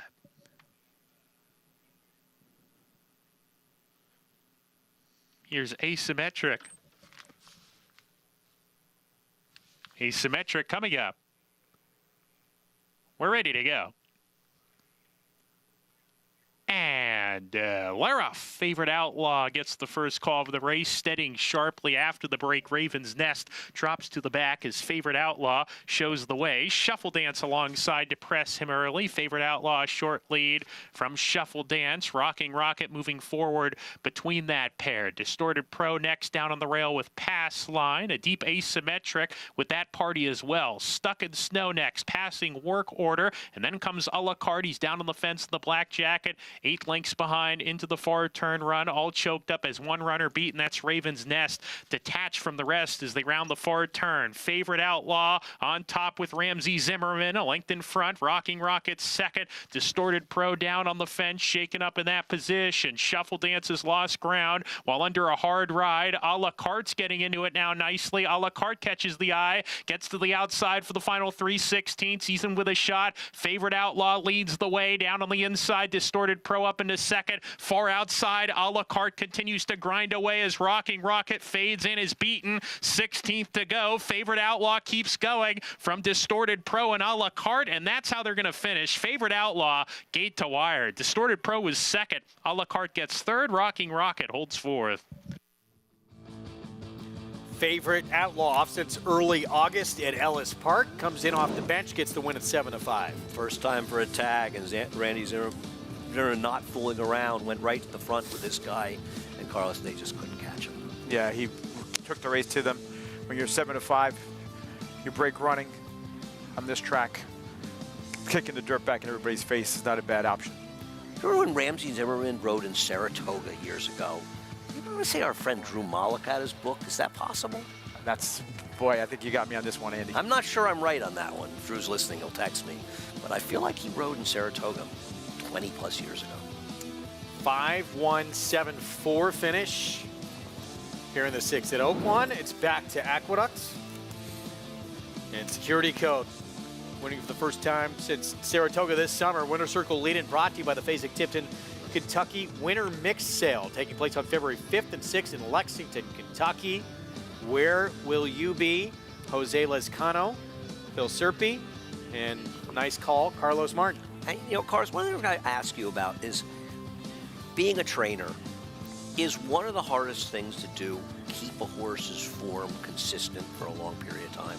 No question. No question. You need to have the patience of the owners when things aren't going well to give them those little breaks. But in this case, they've done an amazing job keeping her consistent. But you're right. Obviously, these horses are flesh and blood animals. You have to be there 7 days a week. You wish they could talk to you, but you have to look for the signs. But, yeah, not easy game. How much time do you spend poring over a condition book looking for the right spots? Well, when you have the right horses and they're fast, the conditions are pretty easy to find. It's getting those horses that can fit the right conditions where the money's at. $7.70 for the win, Security Code. Again, the 4th win in this filly's career as we move on to the finale here in New York on this Friday card. Going to close it out with a New York bred maiden special weight sprint. 6.5 furlongs, and quite a few, Andy, have faced each other before in this race. Yeah, I thought this was a very, very interesting race, and the board is reflecting that. The favorite right now is 7-2 on the rail, Ghost Bustin', a horse who has speed, but the board says that the race is wide open. 7 faced each other last time out. We'll go with each other again. Ghost Bustin' right now, 7-2 favorite. Missed by a Neck is the favorite in the debut. We'll have more in this race when we come back.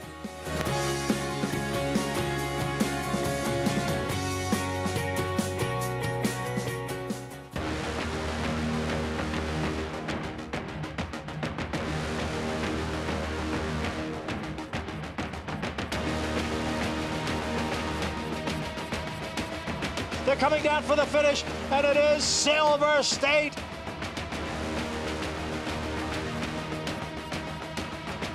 $140,000. Grade 1 winner Silver State, standing at Claiborne Farm. For the last few years, thoroughbred racing has been taking vital steps to make our sports safer. These include the use of independent veterinarians who check every horse before every race, strict anti-doping and medication controls with severe punishments for violators, uniform safety standards for every track, and a single national authority empowered to create reforms and enforce new standards across the board.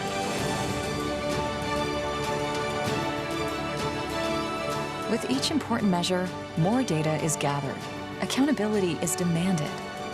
And while we've made progress, we are committed to doing more, so that at every track, in every race, safety takes the lead. Visit ntra.com/safety for more. Introducing a stallion, as top class as they come. In 22 career starts, he won or placed in 12 graded stakes, competing in 15 grade ones, earning over $1.7 million. His undisputed speed is evidenced by 7 100-plus buyer speed figures, a 3-time grade 1 winner, Raging Bull.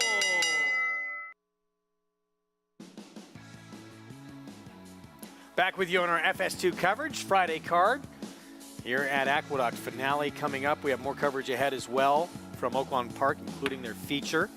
But this will close out the day here in South Ozone Park, New York, with a New York-bred maiden special weight sprint, 6.5 furlongs, as we mentioned, going to break 7 in this field of 11. Met last time out, including the current favorite, Ghost Busting, and including this one here, Foxy Cara, who was third, beat a half length for all of it. You know, the easiest way to handicap is just throw them all out. Good.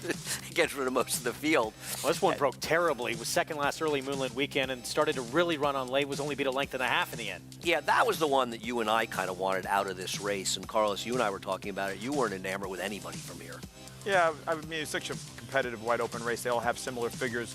I wanted to see what David Donk's filly. I thought she did a lot of the running against Eastern Star, the two. Eastern Star against the decent, good Magic filly that Jorge Abreu, who had one with first time out. And then last time, it was a weird comment line, Climbed. I'm giving that horse a little bit of a look at 6-1, a little bit of value here, I think. She would, the one Carlos talking about, finished fourth in this race, beat a length and a half for all of it. And career start number 3, so another opportunity today with Jose Gomez back aboard. How does the Miracle Man Racing Partnership have a horse not sired by Miracle Man? They sort of have like all the Miracle Mans, it feels like. And here's Ghost Bustin', was only beat a Neck in that race with 7 of them. Coming out of it, Kinder Carmouche back aboard. Let's go to Maggie. I like Andy's advice there. Just throw them all out, as I'm going to do just that with the first 2 horses. I look at not exiting the Ghost Bustin' December 7th race, but taking a look at number 3, Monetary Monarch in here. I think she was against the track, as you heard Carlos talking about with Scoring Chance. Yes, she was impressive that day, but I think it was also a day in which you wanted to be inside, in which Scoring Chance got to do just that. Now, when we saw her come back to face winners, She finished a well-beaten 10th and regressed when it came to her buyer speed figure. And Monetary Monarch, though, when you get back to that race, was chasing wide the entire way. I liked her that day. I like her here once again, and I'd be willing to give her another chance here for lower profile connections, which is going to help your price, as it always does. One that is taking money that I think deserves another look is number 5, Happy Smile. The first time she's going to be able to get onto a fast track. She's also second off of a layoff, and if you often listen to me over the winter time, I'm a big fan of Paul Barrow. His horses just always look fantastic coming in from Finger Lakes, and this is one I liked when Charlie Baker had her too, and she debuted, not to much success, but then a subsequent layoff. She's pretty athletic. She has a great walk to her, and I just love her overall appearance here, and I think she is worth a look because she is getting to a fast track for the first time in career. If you can swallow her being beaten at 1-2 last time up at Finger Lakes. And then we'll take a look at one that does exit that December 7th effort in second-time starter number 9, Moonlit Weekend, who I think was green early. She was climbing a bit from the kickback, but she kept running forward. And kind of running in spots, though. She was wearing blinkers for that debut, and it was almost like late she wanted to kind of lean on horses. And I'm wondering if the blinkers going off, it'll kind of stop her from doing that. As with many of Dave Duggan's horses, especially now, they look tremendous, as he does look for another winner on the card, but I think she will improve with the experience, Greg. All right, now she's getting some support at the windows. 10-1 morning line. She's 5-1. The 9 Moonlit Weekend, and Katie Davis will get the return calls. We go back to the 3 Monetary Monarch. I like Monetary Monarch in this race. I thought she ran okay in her debut after having trouble at the start and losing bad position. And then last time out, she chased 3 to 4 wide every step of the way, and this was a very good rail. The winner was a first-time star, rode the rail for Irad Ortiz, angled off the 2-path in the stretch. But this horse, Monetary Monarch, was widest of all the whole way out there and just kept on running. I thought it was a much better effort than it looks like, and now gets a relatively fair track. And I thought Monetary Monarch was a very interesting horse at a bit of a price in this race. So I'm gonna bet my money on Monetary Monarch and use some others in exactas. Romero Mirage will be aboard again, 10-1. Start number 3 here coming up. And let's go back to Eastern Star. Carlos, you were talking about this David Donk filly, and she'd shown speed the first couple of starts of her career. Last time out came from off the pace to run 4th, beat only a length and a half. Yeah, the chart comment line says climbed. Kind of a weird run for her after showing that speed the first 2 races. I kind of initially had said earlier I didn't want anything out of that race, but I was willing to give this one another shot. You get the feeling that maybe she was unaccustomed to getting some kickback in there, and I don't. And Richie talks about kickback a lot. I wonder sometimes, but it felt like she was in a different spot, and I think Gomez has got to be aggressive with her now. I think one is going to go, but maybe you want to try to get back to being more forward with her because she doesn't want to get dirt kicked in her face. Right. I think that's a good point. Let's see what the game plan is here today. You know, yeah, as you said, Andy, what's going to happen with Ghost busting on the inside with Kendrick Carmouche. They're going to send. As we hear the call to post in the background. And we'll see. We really don't know with Moonlit Weekend how quick she is with that poor start. Maybe she does have some speed. Start with Ghost busting, though. 3-1 favorite. Got a break from the rail, and if you do, you know he's going to go, or she is. I just feel like she should have won first time out. I'm going to try to beat her. Here's Eastern Star with Jose Gomez. You know, we just talked quite a bit about her. Look to see her more forward today. 10-1, Monetary Monarch. I like this horse's chance today. I think she's run sneaky okay in both of her starts. A slight improvement in that second start. We'll see what happens in start number 3. Tariga's only been on turf in 2 starts. And she's not getting dramatically overbet. Often people mistakenly will bet horses off turf form, trying the dirt, especially this time of the year. And she has a pedigree that says she can handle the surface. Happy Smiles, Maggie mentioned, beat it 1-2 in a sloppy track at Finger Lakes. And Carlos mentioned to me the big pedigree this horse has as well. And I get what Maggie's saying, we're getting a dry track, but I can't use the slop as her excuse last time to lose it 1-2. She was forward. She handled it that day. Red Jasmine has not shown much in 2 starts so far. No, she's a rare long shot for Jimmy Ferraro, is going well. 5-year-old mare trying to break her maiden here. There's the 7 Excel Arena cheek piece on again.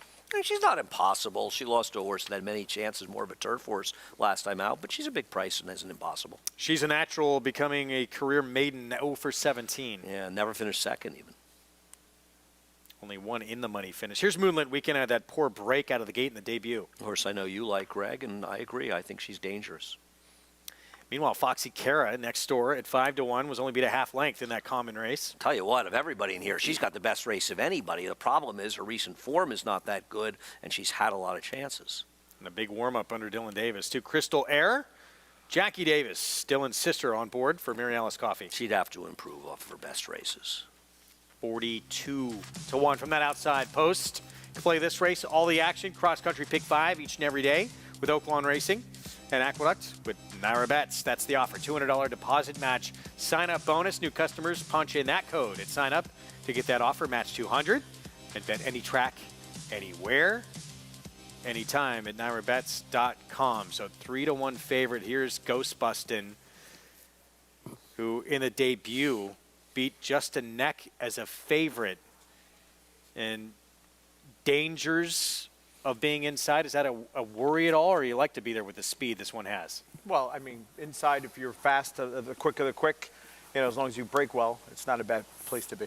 How do you feel about first-time stars that run very well in their debuts, getting them to come back second time and run as well, or if not better?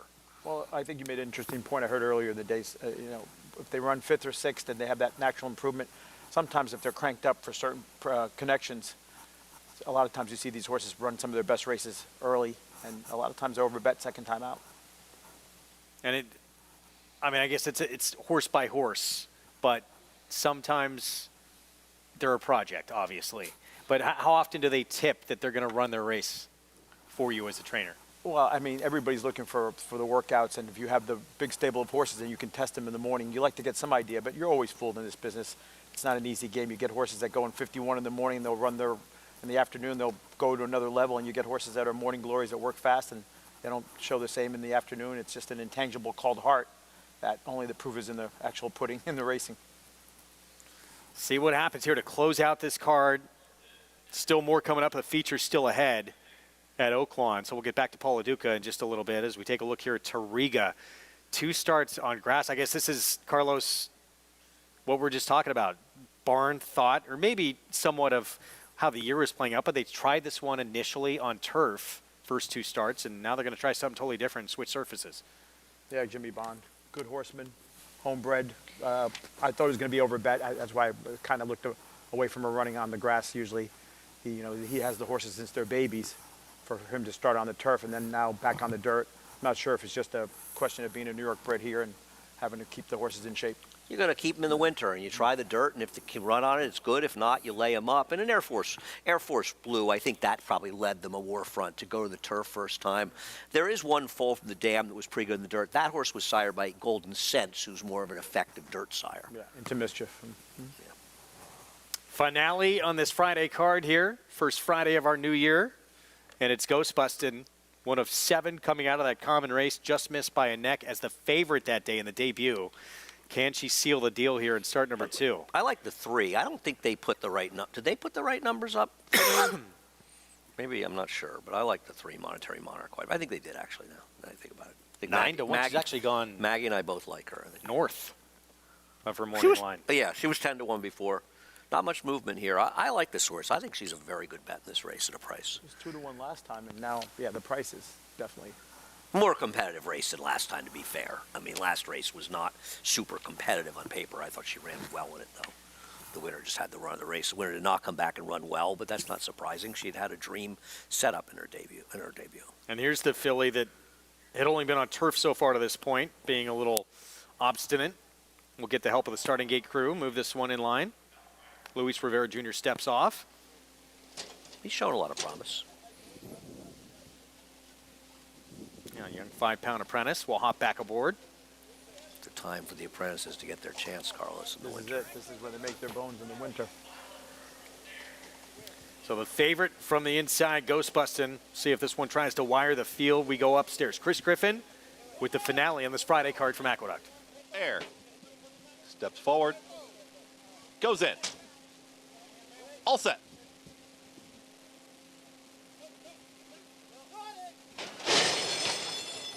And they're off. Stumbled at the start for Eastern Star, but did break quickly. In between horses, Red Jasmine immediately to the front. At the rail there is Ghost Bustin'. Eastern Star now collects herself, is tracking from third. Joining them, Tariga is moving forward. At the rail is Monetary Monarch to join that second grouping. Out wider there, Accelerina, very far outside. Moonlit Weekend, it's a lineup of 5, and behind the battling duo. Then further back in the field, She's a Natural. It's going to be towards the tail end. Foxy Kara is under drive towards the back end of the field. Second to last is Happy Smile. And the trailer, Crystal Air. Pretty tightly bunched. They went 23 seconds flat for the opening quarter mile. And to the inside, it's Ghost Bustin'. Ghost Bustin's got the lead. The big long shot, Red Jasmine, is back for more to the outside. There's still a clear 1-2. Tariga is now in the clear, is in third, is looming up on the outside with Monetary Monarch, who's at the rail, is shoved along and in between horses. Eastern Star looking for room. She's a Natural. Happy Smile. Lime Green Silks, nowhere to go right now, but has some horse. Rallying on Foxy Kara up on the far outside, is starting to move. And here comes Foxy Kara with the run. Moonlit Weekend's trying to find that move, but Ghost Bustin's trying to run away. It's Ghost Bustin' who's now kicked clear, but in pursuit, here's Foxy Kara rolling down the grandstand side. Ghost Bustin' is trying to fend off an oncoming Foxy Kara, who moves in closer as they're approaching the 6-feet pole. They are well apart, but Ghost Bustin' is holding the rail, and Ghost Bustin' is up by a length and a half. Ghost Bustin', Kendra Carmouche, they win the finale. Ghost Bustin' gets it over Foxy Kara. Then came She's a Natural, holding off an oncoming Happy Smile, and Moonlit Weekend in 1 minute 20 and 3. Second time out, Ghost Bustin' was a beaten favorite by a neck in the debut. In the common race of so many in this one, best of the bunch today. She broke sharply. Kendrick did what he had to do, and she did the rest. And she showed up, and other than Foxy Kara, I mean, nobody showed up behind her. She ran today. Congrats, Connections. Yeah, Kendrick is so good when he gets out there to the front.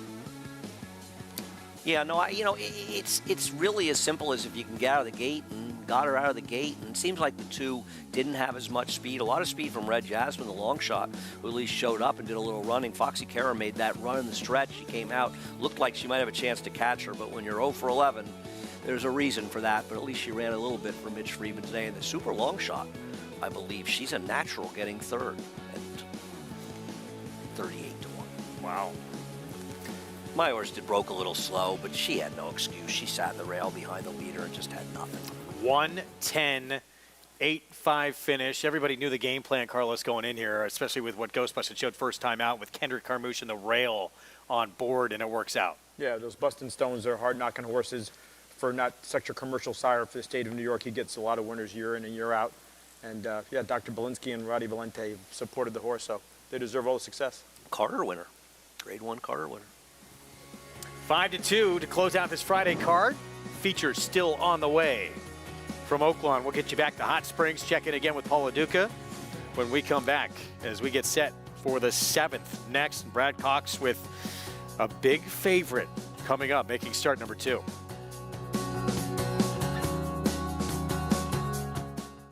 Number 1 is Mo Donegal by Uncle Mo. And they're off in the Remsen. As they come on for the finish, and it's going to be tight here in the Remsen. Mo Donegal bearing down on the outside. It's Mo Donegal and early voting, and it is Mo Donegal to win the Wood Memorial. And it will be Mo Donegal to win the Test of the Champion, the Belmont Stakes. Now more than ever, it's time to get with the program. When shopping for your next race prospect, consider that New York breds start with an advantage. Our New York breds run for serious green. At Saratoga Race Meet, New York bred maidens run for up to $88,000. New York bred allowance horses run for up to $100,000. And New York bred owners can collect awards of up to $20,000 per horse per race. So get back with the program. Seriously.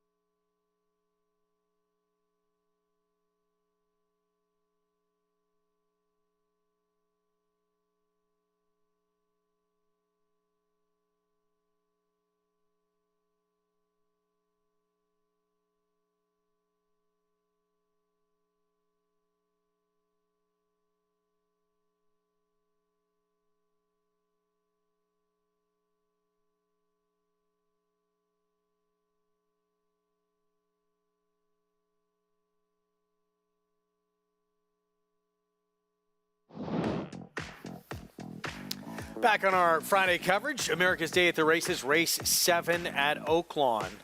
Maiden special weight, 2-turn mile, $115,000 purse for this maiden race where we have horse could possibly turn out to be very, very good for Brad Cox. Debut race beat a neck as a beaten favorite. Start number 2 coming up for Crushed It. I have a stat, though. Second time starting maidens stretching out on dirt. Brad is just 2 for 27 with a 40-cent ROI. Just a little food for thought. Gold Brick went by, a horse who could certainly improve. 7-2 right now. Here's Sarpedon for Ron Moquette. Yeah, first-time starter. More of a synth pedigree. Tornado Road, big price as well for Dwayne Lucas. Spent a lot of money for this horse and not getting anything out of it. Base locked and drumroll please in the debut. 2 very good ones. Mirage tackling a lot tougher here. Tough to claim horse for 20 and come back in this maiden special at Oaklawn. Must have been showing connection something here. Flashy Fast at 5-1. Speaking of Lock, this horse ran behind Lock the maiden race. I thought this one was interesting, and the public making a clear-cut third choice. The Brad Cox even money favorite. So here's Crushed It stretching out. I mean, this horse's debut figure slaughters this field. It does. 83 buyer. It was big. Major Mac at 53-1. Yeah, didn't do any running at a price in debut. Stretches out. Next, we'll see Snow King, Steve Asmussen, and an expensive Tappet making start number 2. Yeah, the second dam was a big turf, very good turf horse for Todd Pletcher. I wonder if we'll see this horse end up on the turf eventually. Stable Mate, we skip over. We go to the 10, actually, Northern Chill for Jordan Blair. Not taking any money, and for good reason on paper. Got drowned by the 1, Gold Brick. Kenny McPeak, Special Dispatch, Mendelssohn, first-time starter. Boy, there's just no pedigree to speak of in a first foal. And back to the 9. Here's the other Asmussen, Riyadh Moon, debuting. Didn't run that bad league last time out, but that's a tough post in here. I thought the 5. The 9, sorry, that was the 9. The 9, I apologize. Debuting. Yeah, here's the 12, Geno Smith. Yes, Riyadh Moon, not much, but the one on the outside ran okay last time. Blinkers on and Lasix for Geno Smith. Let's go to Paula Duca. Paulie, what have you heard about this Brad Cox second-time starter? Well, you know, it's kind of a conundrum in here with the 6 Crushed It. You know, the horse was, I thought, very good first time out. Well, he was a little green, as you're going to see here. He's lugging in a little bit in the stretch, and he's going to go by a horse named Chun Money for Donnie Von Hemmel, and he loses to Texas Town on this day. As you can see, he's just really green. Martin Schwann is trying to get him, you know, on that right rein. We saw Jose Lascano a little bit earlier having trouble with a Linda Rice runner, and you could tell this horse was trying to straighten out, and when he did straighten out, he really flew home late. Now, the 3rd place finisher in there was Chun Money. Now, Chun Money came back to run, but he came back to run, and he ran into another monster, Time for Trouble, a horse for Ron Moquette that debuted, and had the second fast time at the meet since Skelly, and got an 89 buyer first time out. So, really, you know, tough to read the 6 here at 4-5. I thought the 5 was a live horse in here, Flashy Fast for Kenny McPeak. His horses have been firing. You get Candy Ride on the bottom side. You know, the 1 in here has run some good races. A lot of people don't like to take horses that are 0 for 3, but there's a lot of other horses in here that they spent a ton of money on, like the 3 Tornado Road getting Lasix for their first time.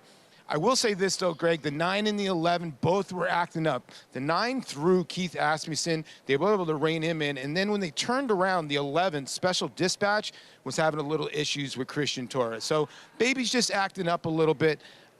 I think the 5 may be the play in here. Obviously, the Brad Cox runner is the horse to beat. No question, the one to beat here, even money. Easy to see why off that big debut. And now the question, can the horse appreciate this extra ground here? I mean, that's always the question, obviously. Is it dialed in, though, Carlos? You'd think the horse should handle more ground. Yeah, I mean, the dam had been pretty good going along. I was a little bit concerned when I saw the horse, how green he was and lugging in. At even money, of course, he's the most likeliest winner. I was trying to get a little creative here with Kenny McPeak's horse coming out of the locked race. Locked went on to win the Grade 1, 3rd in the Breeders' Cup. And horse gets Lasix, has a 47 work in the mud. I thought he was a little bit interesting here.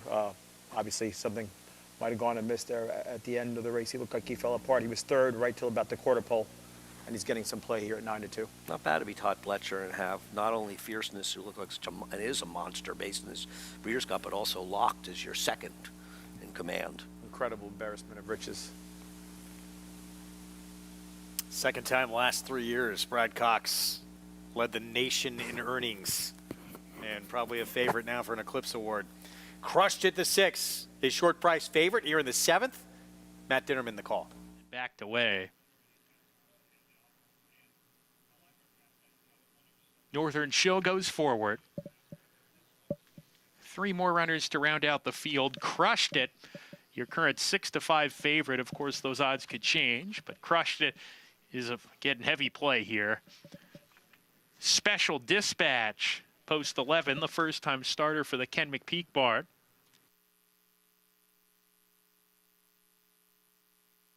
Special Dispatch goes it. Gino's Myth to the outside and Crushed it. Crushed it goes it. Gino's Myth to round out the field. Gino's Myth goes it. We're ready to go.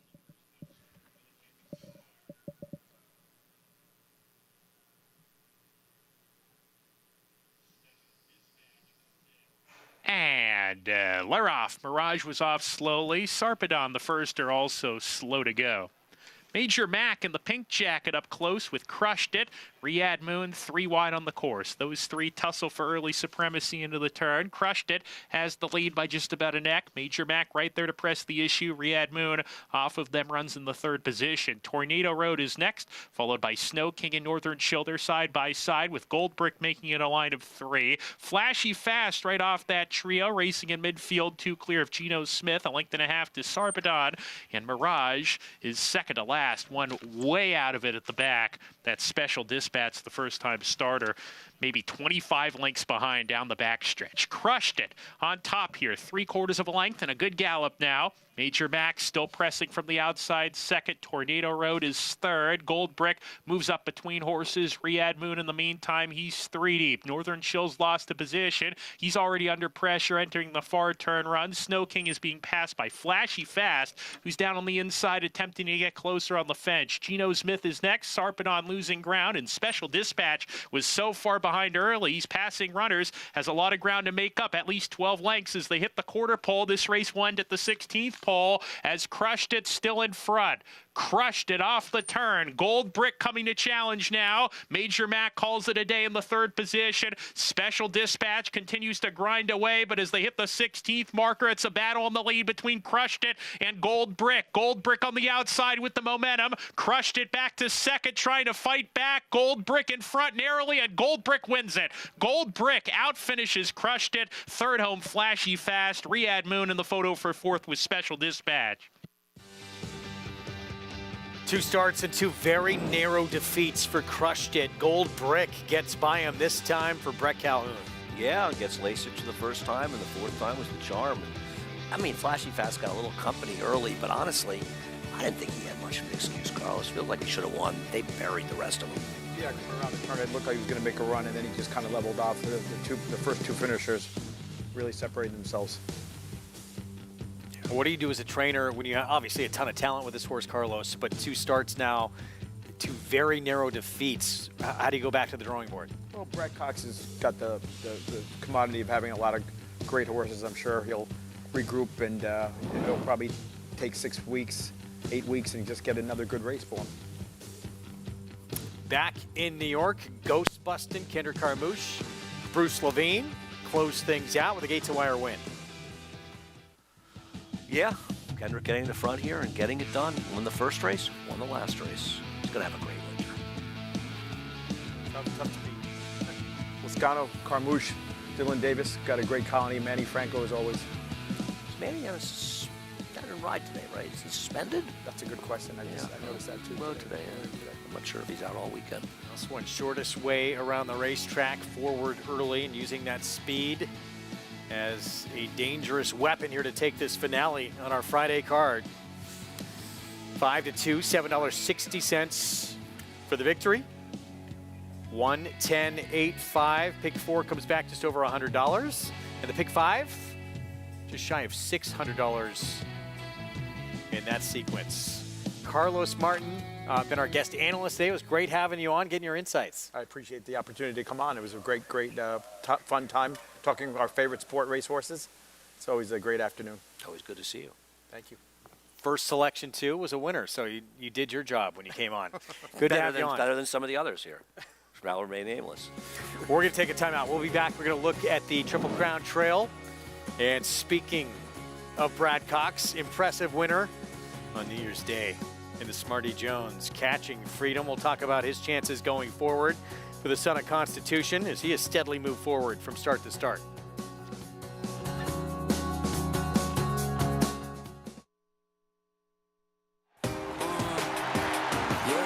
Charlatan is back, and he turns it on with 1/8 of a mile to go. Express Train moves into second. Nashville dropping out of it, and then Collusion Illusion.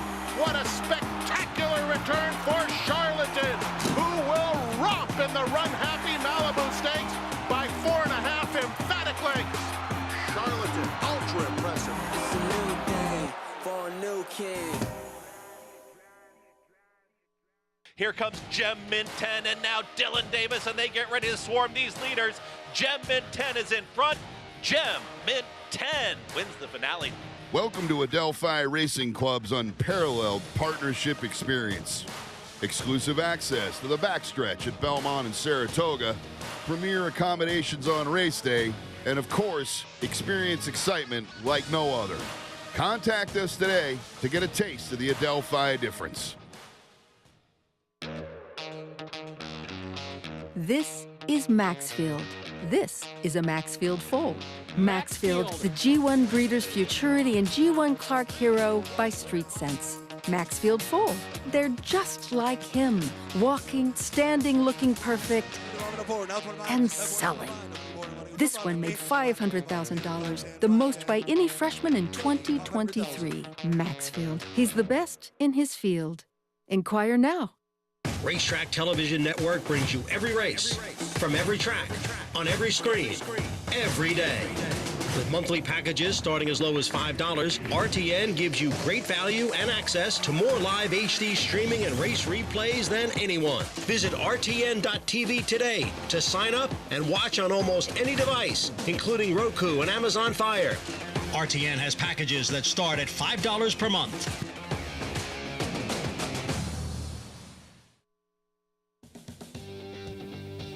Back with you on our Friday coverage here on FS2. America's Day at the Races is brought to you by Hillendale at Alapa as we get set for the final two on the card at Oaklawn. Let's wrap up the 7th. Crushed It, defeated. It's Goldbrick. Gets by him late for the win. Wasn't sure it was going to happen. Finally did in the final stages here of this mile race here with Francisco Arrieta for Brett Calhoun. Taking a tough beat last time, and even money at the end of second winner can't finish well out of the field. Was able to run down, Crushed It. It took a little bit of pressure, but honestly, no real excuse, and it was way back to the 5 Flashy Fast. Flashy Fast, to me, watching both races he's run, I honestly think he wants less distance. At both times, he has not finished it up at a mile. I know one was a debut as a 2-year-old. To be fair, this one's off a layoff as well. But I wonder if he's a horse who would benefit. Now, it's hard at Oaklawn because they can only go 6. And he might be a horse that's more of a 7 for a long time. But we'll keep see. our eyes on what happens with him next time out for the McPeak Barn as we take a look at the cross-country Pick 5 follow-along. Final 2 legs coming up, races 8 and 9 here at Oaklawn. Security Code kicked it off. Ghostbustin' and now Goldbrick. Pretty formful, even though you do have a short price favorite defeated in there. Yeah, I think that helps. But also, I wonder if Security Code was one of those, 5-2 shots that paid a little better than 5-2 in a competitive race. Set up the 8th next here at Oaklawn. Look at the current odds for the 6 furlong allowance optional claiming field. Bad news for Jonathan Kinchin. I agree with him wholeheartedly. I, too, like Effortlessly Elegant a lot here. The other bad news for both of us is the 7-2 shot opened up at 6-5, so we're obviously not going to get much price on her. Taking all the money right now. What a year it was for Norm Cassie. He trains at Philly. He's making her first start of the year coming up. Derby points on the line Saturday in New York in the Jerome. We'll have a preview. Talked about Brad Cox, and drum roll, please. Even money, morning line off that 3rd in the Grade 2 Remsen last time out.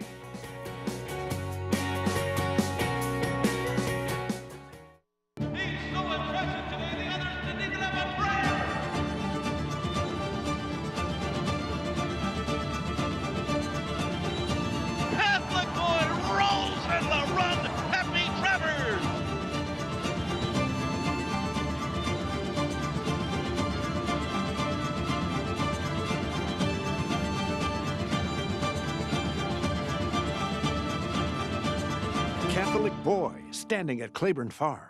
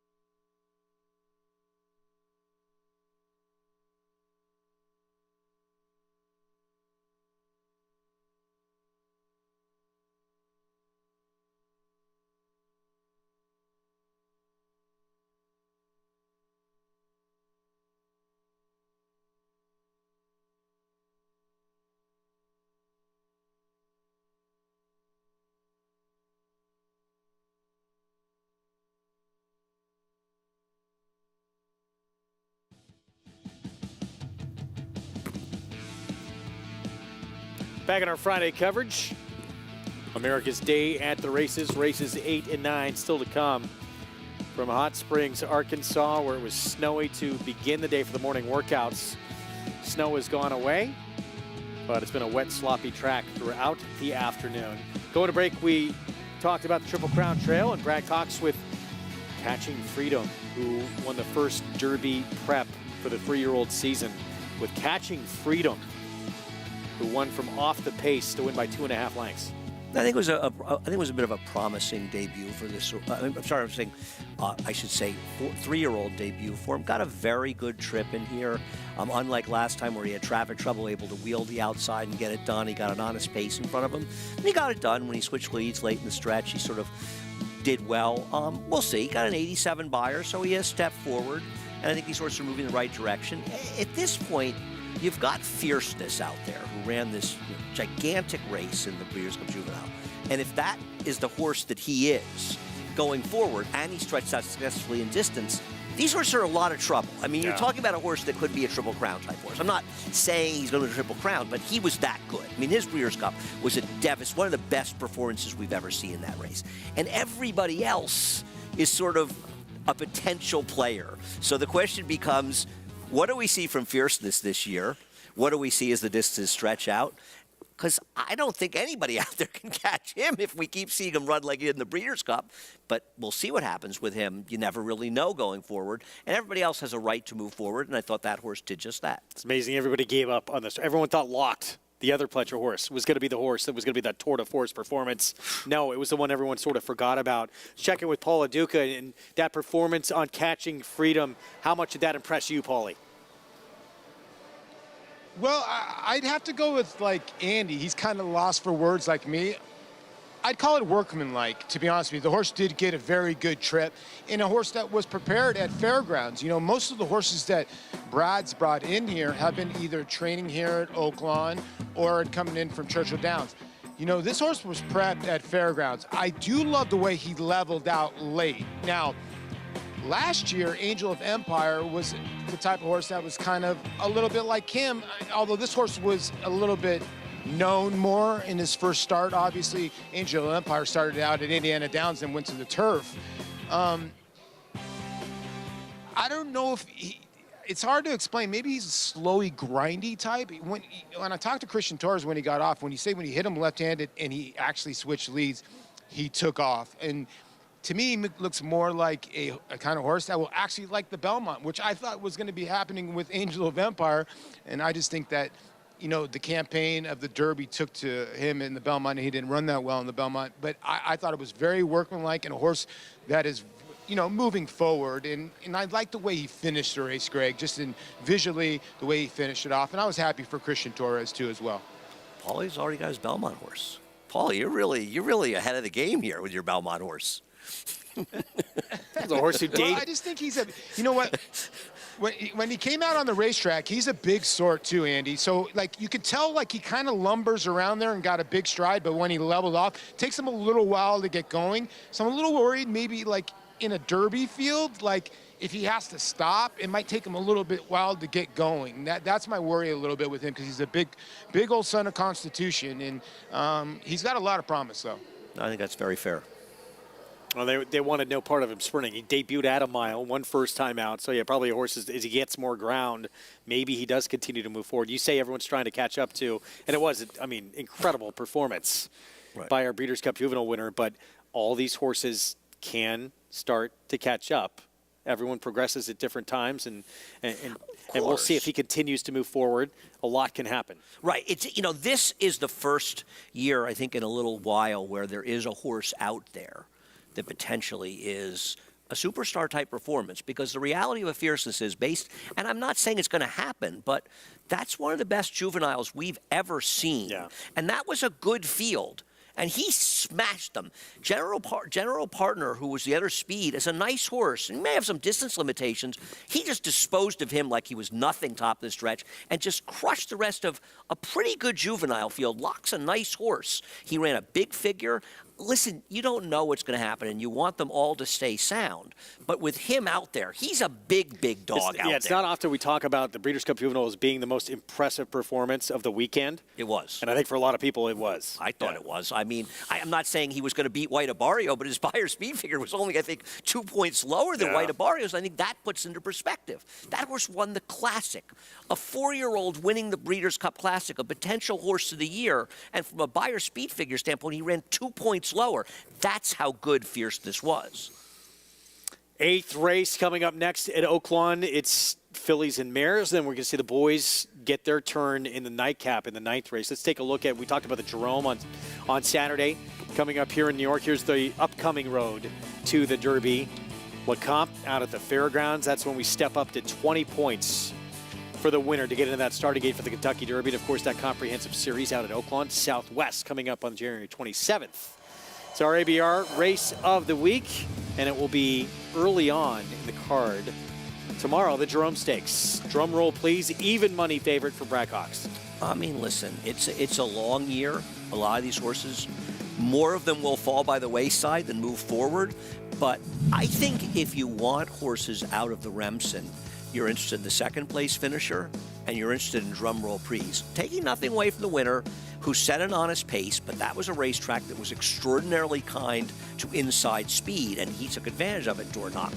And of all the runners, this is the one that had the toughest trip.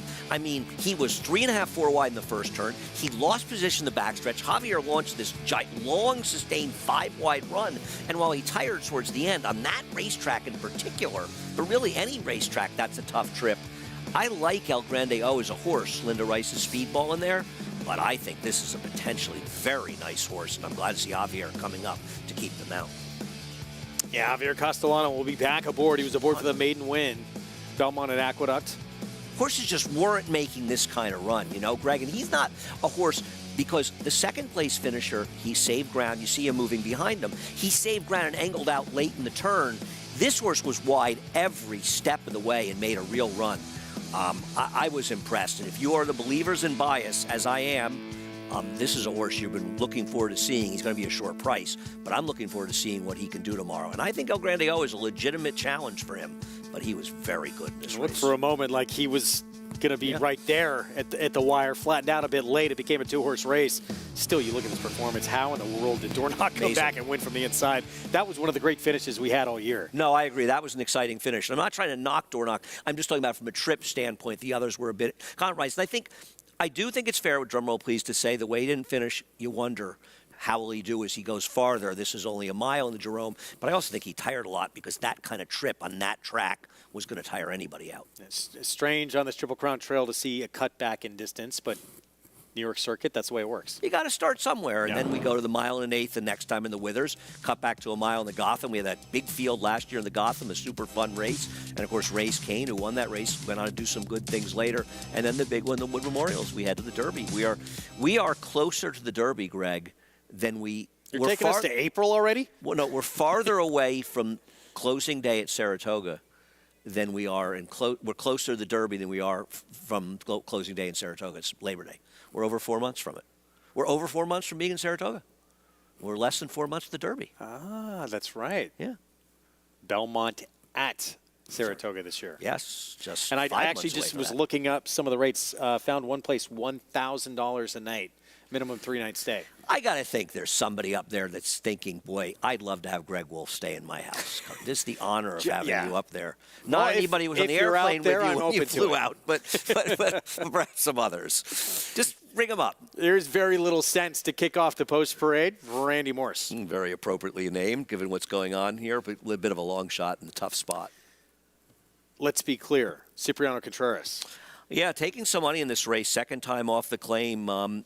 Didn't do a lot of running last time, a little concerned with that, and closers did okay in that race. John Court still going strong on heated argument.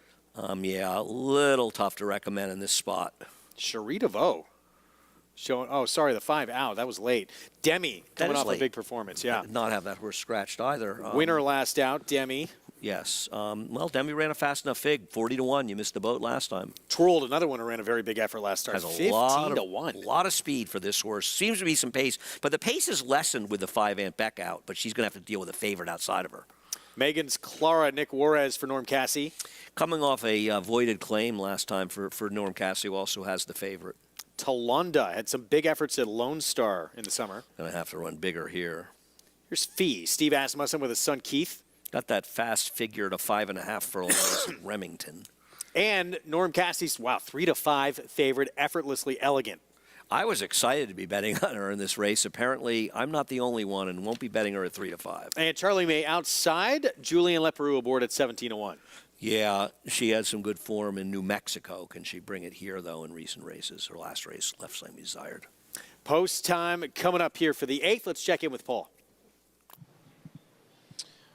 Yeah, Greg and Andy, the 5 in here, Aunt Becca, was a scratch about 2 races ago. It was announced over the PA. So if you're still alive and your pick 5 tickets, you're obviously going to go to the 11 horse in here. Aunt Becca was probably going to be your clear second choice, or battling for favoritism in here with the 11, Effortlessly Elegant for Norm Cassie. And, the 11 is going to be tough for a lot of different reasons in here. Again, the 5 being scratched. I do think the 3 is a player in this spot. Let's be clear. The horse does like a sloppy racetrack, mare by Munnings, and she's a player in here. But when you look at the 11, Effortlessly Elegant, she was behind Butterbean. We'll see Butterbean in the Pippin tomorrow, and Misty Vale as well. Ice Orchid, they're all coming back in the Pippin. Lovely ride as well.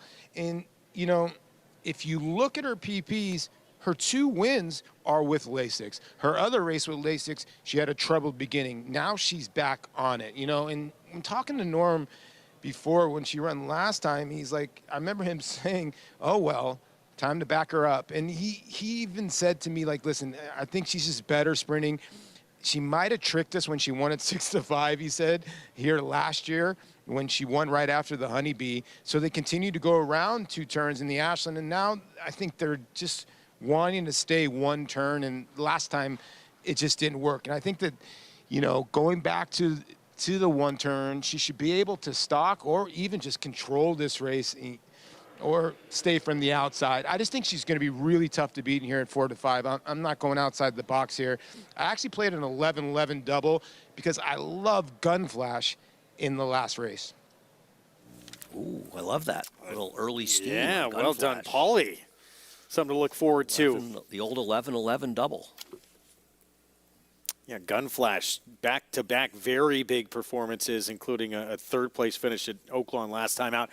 First things first, this one here for Norm Cassie, who started off last season at Oaklawn as the hottest trainer in the country. On the planet. He was about 60% for a while. Scary, the numbers he put up. He's 0 for 5 with turnbacks from routes to sprints at Oaklawn, but he is 10 for 48 overall doing it. And I just think you look at this horse engaged in that tough, fast pace that collapsed last time out in the Mistletoe. I think she's probably a better horse going short. I like the cut back in distance, running against better horses in her prior races. I just thought she was super logical, but not at 4 to 5. I mean, I like her, but I was hoping to get. I don't know what morning line she was. I was 7 to 2. Yeah.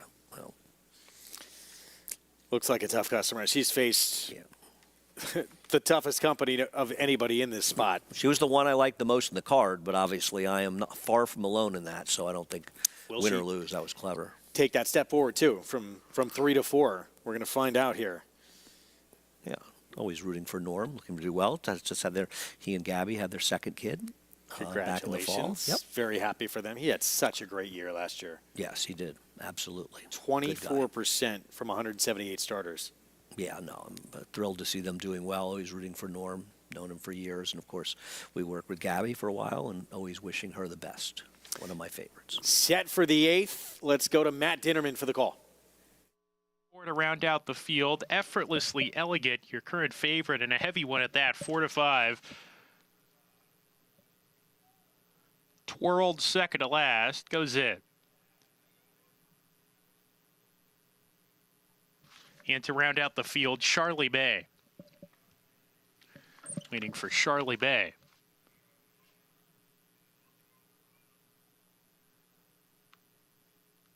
Charlie Bay goes in. We're ready to go. And Laroff.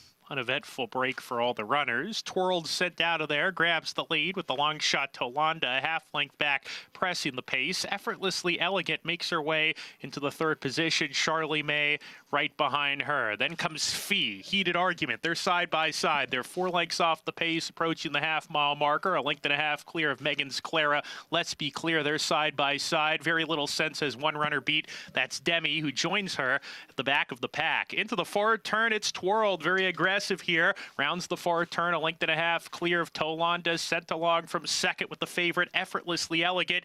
Easily passes that rival, claims second. Fee is on the move down on the rail. She's getting closer, Fee, at the quarter pole. And then Megan's Claire, who's going to get to the outside. Let's Be Clear involved as well. It's a pretty wide open affair here as they swing off the turn. Twirled, still in front. Effortlessly Elegant, all out right now. And she's just been passed by Let's Be Clear, who comes flying on the grandstand side. And Let's Be Clear just gobbling up ground to the front. Second Twirled back in that position, and she will have to settle for the runner-up spot. It's Let's Be Clear, a big effort today. Streaks away 2.5 in front. Second home was Twirled. Her stablemate, Fee, was third. Photo for fourth. Demi was involved, and so was Tolanda. Very little sense that Effortlessly Elegant, who did not fire her best shot today.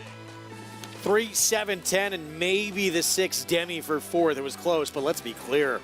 Very good performance on the sloppy track. No question about it. They paid $50,000 for her 2 starts ago. They just won over $80,000 in a pot here. She was impressive getting it done. And as for the favorite, Effortlessly Elegant, she stalked. She didn't break super sharp, but she didn't break badly. She stalked easily, moved up on the turn, and had absolutely nothing. So I'm very happy that she was a short price in there. Saved me money. 6th win in 19 career starts. 5-year-old mare by Munnings. Let's Be Clear for Cipriano Contreras. Claimed this one, as you mentioned, 50 2 starts ago. And now into the winner's circle for a big pot. $142,000 purse in this race. Yeah, she was dominant. Twirled ran very well. She was able to clear the front, and you sort of were surprised at what a big price she was. And she really outran her odds to be second here. But she was no match for Let's Be Clear. Prices from this when we come back from a timeout. We'll set up the nightcap as well. Going to close things out with the boys in a first level allowance race coming up right after this.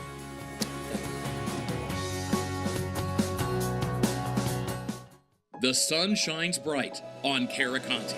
His first crops of racing age are showing brilliance on the racetrack with a high percentage of stakes winners. His versatility is evidenced by winners on all surfaces across the globe. Spandarella could not have been more impressive. The sun shines bright on this value sire. Here down 25, here down 25, here down. Thank you. Right here, 525,000. Caraconti, standing at Gainesway. Experience the adrenaline-pumping, suspense-filled action of the Sport of Kings no matter where you are with Naira Bets. It's fast, easy, and secure. Download the app today and start winning with our lucrative weekly promotions, thrilling handicapping contests, and a one-of-a-kind VIP rewards program. Don't just watch horse racing, be a part of the action with Naira Bets.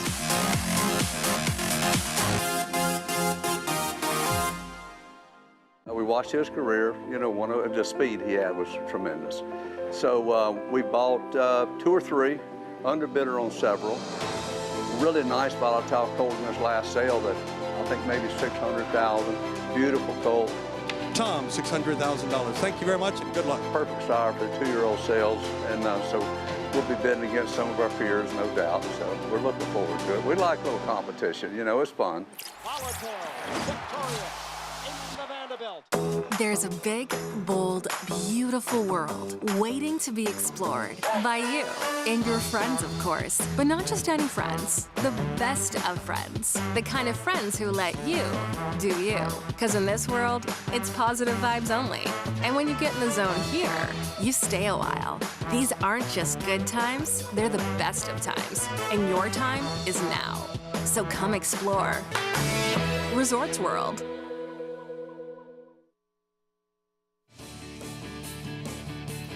You're watching Friday coverage on FS2, America's Day of the Races, brought to you in part by America's Best Racing. For the love of the race, visit americasbestracing.net. Today, let's be clear, powerful performance to get the 6th win of her career. Cipriano Contreras, 2nd win off the claim with this mare, and Francisco Arrieta aboard for the win. She lived up to her name. She made it very clear she was a demonstrative winner of this race. Got a good trip, but just won quite easily. Twirled, ran well to be 2nd. It's not like a lot of running was done from behind, and she made a bit of a move and won convincingly here. As effortlessly elegant, the favorite really had no excuse and ran poorly in here. Quite often, we saw it race before as well. It took a little while for that horse to get by that Brad Cox favorite, but middle of the racetrack, quite often a good place to beat them. Yeah, and I think, you know, a lot of times on wet tracks, riders stay away from the rail if they can. They sort of want to, you know, sort of be cautious, not get stuck, as sometimes the water will drift down to the inside. So we'll see that a little bit. But we're seeing horses pass. It felt like you and I watched a lot of races at Oaklawn, and they would never seem to get by. What happened there? Cross Country Pick 5 comes down to this finale here in Hot Springs. Formful to this point. That's the biggest price we've seen so far, let's be clear, at $10.20. So hopefully many can share the wealth in a pool that had just over $67,000 in it. Going to close it out here. 6 furlongs. Again, first level allowance condition. Favorite is one Paulie talked about. I believe Jonathan liked this horse as well. Gun Flash. Carl Broberg. I'm rooting for Paulie. We all are. More on this field. When we come back, when we return, he's the new voice in Hot Springs. We'll have the story of Matt Dinnerman, how he got involved in this game and what it means to be the new voice of Oaklawn Park. That's next.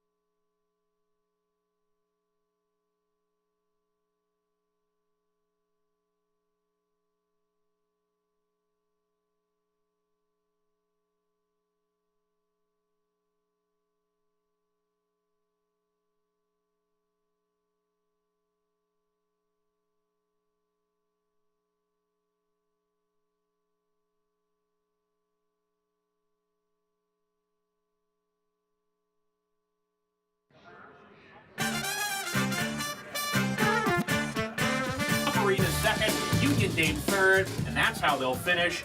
I was about 11 when my dad took me to the races at Del Mar, my home track, and I basically fell in love with the races right away. I mean, I was just enamored with the pageantry and everybody dressing nice.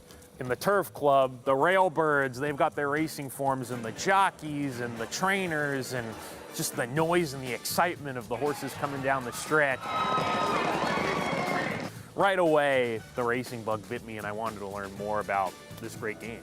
Track announcer Matt Ditterbin here high atop the grandstand, folks. A picture-perfect day for live racing. Looks great from high up here. I would say the light bulb really came on at about 16 years old for me to be a track announcer. When I was younger than that, I would always ask my dad about the announcer. How does he know the lengths? How does he know the horses' names? Absolutely no excuses for going the distance. Who sails into the fourth turn, a length and a half clear. That light bulb to become a track announcer really came on when thinking about what am I going to do work-wise, because I really wanted to work in the business, and I felt, you know, that would be a really cool job because I wanted a job where I could be at the track and talk about the racing action and look at the racing form and be a good ambassador for the sport. My Uncle Joe and my Aunt Juliet, for Christmas, they knew I wanted to call races, and I asked for binoculars, and it was under the tree one Christmas, and I still use the binoculars my uncle and aunt gave me to call the races here at Oaklawn, at Emerald, at Golden Gate. Those are the only binoculars I've ever used to call a race. My favorite race call ever was Morning Addiction's race call, which was a typical race, just an average race at Golden Gate Field. She was 3 ahead around the far turn, decided to just stop running. For now, Morning Addiction, I don't know what happened there. She just stopped running. I don't know if she's spooked. I didn't see it in the binoculars, but she's dropped to the back of the pack. The race call itself was not famous, but the race itself, it went all over the world. But look at Morning Addiction. She's coming back. Can she get there? She's going to try to split them. Here comes Morning Addiction off the inside. Morning Addiction, and a photo finish with majestic hoops. That was unbelievable. I think I did my job of calling that race the way it needed to be called, and I was really proud of that call. And we're up. I pinch myself every day. In a way, it is hard to believe, but I've had a lot of help along the way. I've had a lot of people that have supported me, and I just feel very, very lucky. When you wake up every day and you're excited to go to work and it doesn't feel like work, it's very, very satisfying. Well, so enthusiastic about doing what he loves. It really comes across in the piece. Excited for him to be the new voice of Oaklawn, and he's off to a terrific start. Absolutely. As a young guy working his way up the industry, and his love of the game comes through in his calls.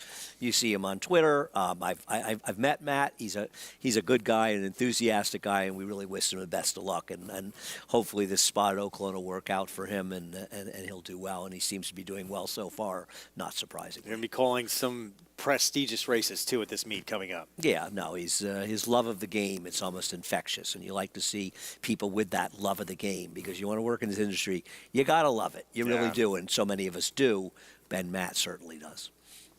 We're going to head out to Hot Springs. Let's go to Paulie. Yeah, guys, you know, I'm reiterating what Matt has done. A lot of people don't know. Matt started hot walking at 15 years old for the John Sadler barn, and then he was, you know, would come up to the Del Mar lunchroom all the time. When he was like 16 or 17, he started practicing race calls as well.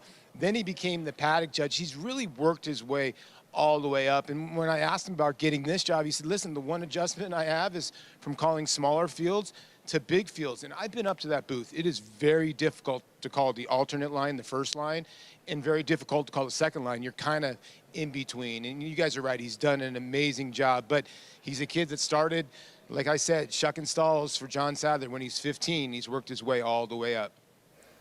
Paid his dues, and now he's on a much bigger stage, getting to call some very prestigious races, and it's well-deserved. And Paulie's right when he's talking about the bigger fields. I mean, you're going through a 9-10 race card there. It's not like you've got a couple of 9 and 10 horse fields and some 5s and 6s. They're big fields all day long, and that is not an easy job. Yeah, and he said, too, where these finish lines are, that short stretch can be very difficult to try and determine a winner if you have a tight finish between a couple of horses. Not an easy task, but he's been terrific at this meet. We have the nightcap still to come. 9th from Oaklawn, 6 furlong sprint ahead. It's wide open. Favorite is at 7-2 right now. That's the one Paulie like Gun Flash. The 11, Christian Torres for Carl Broberg. Was a winner at Remington. Couple starts back. Post parade when we return.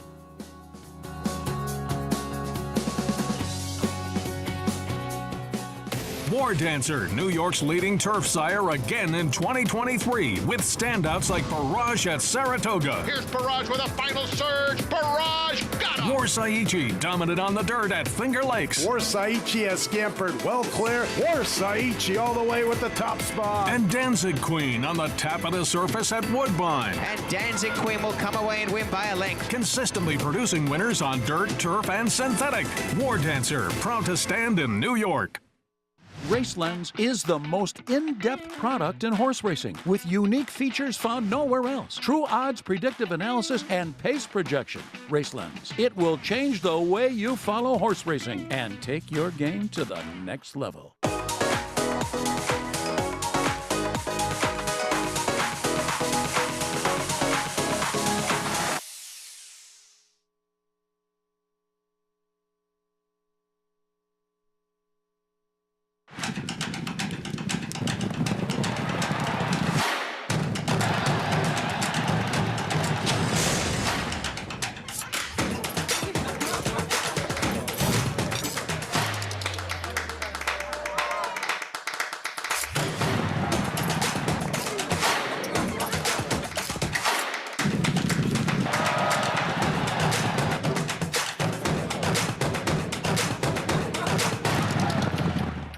Racetrack Television Network brings you every race, from every track, on every screen, every day.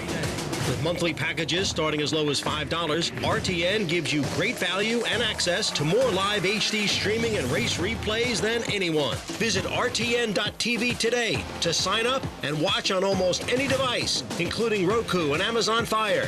RTN has packages that start at $5 per month.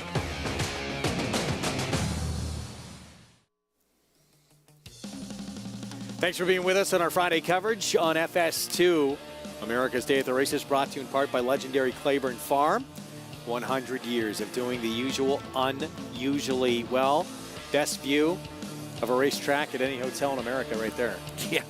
Yeah, that's a nice spot to be. Now, I was at Oaklawn that was being built, but it wasn't open yet. I believe it was being built, but I hear it's fun to stay there. It makes it convenient. But Hot Springs is a nice town, a fun place to go visit. Just a little difficult to get to.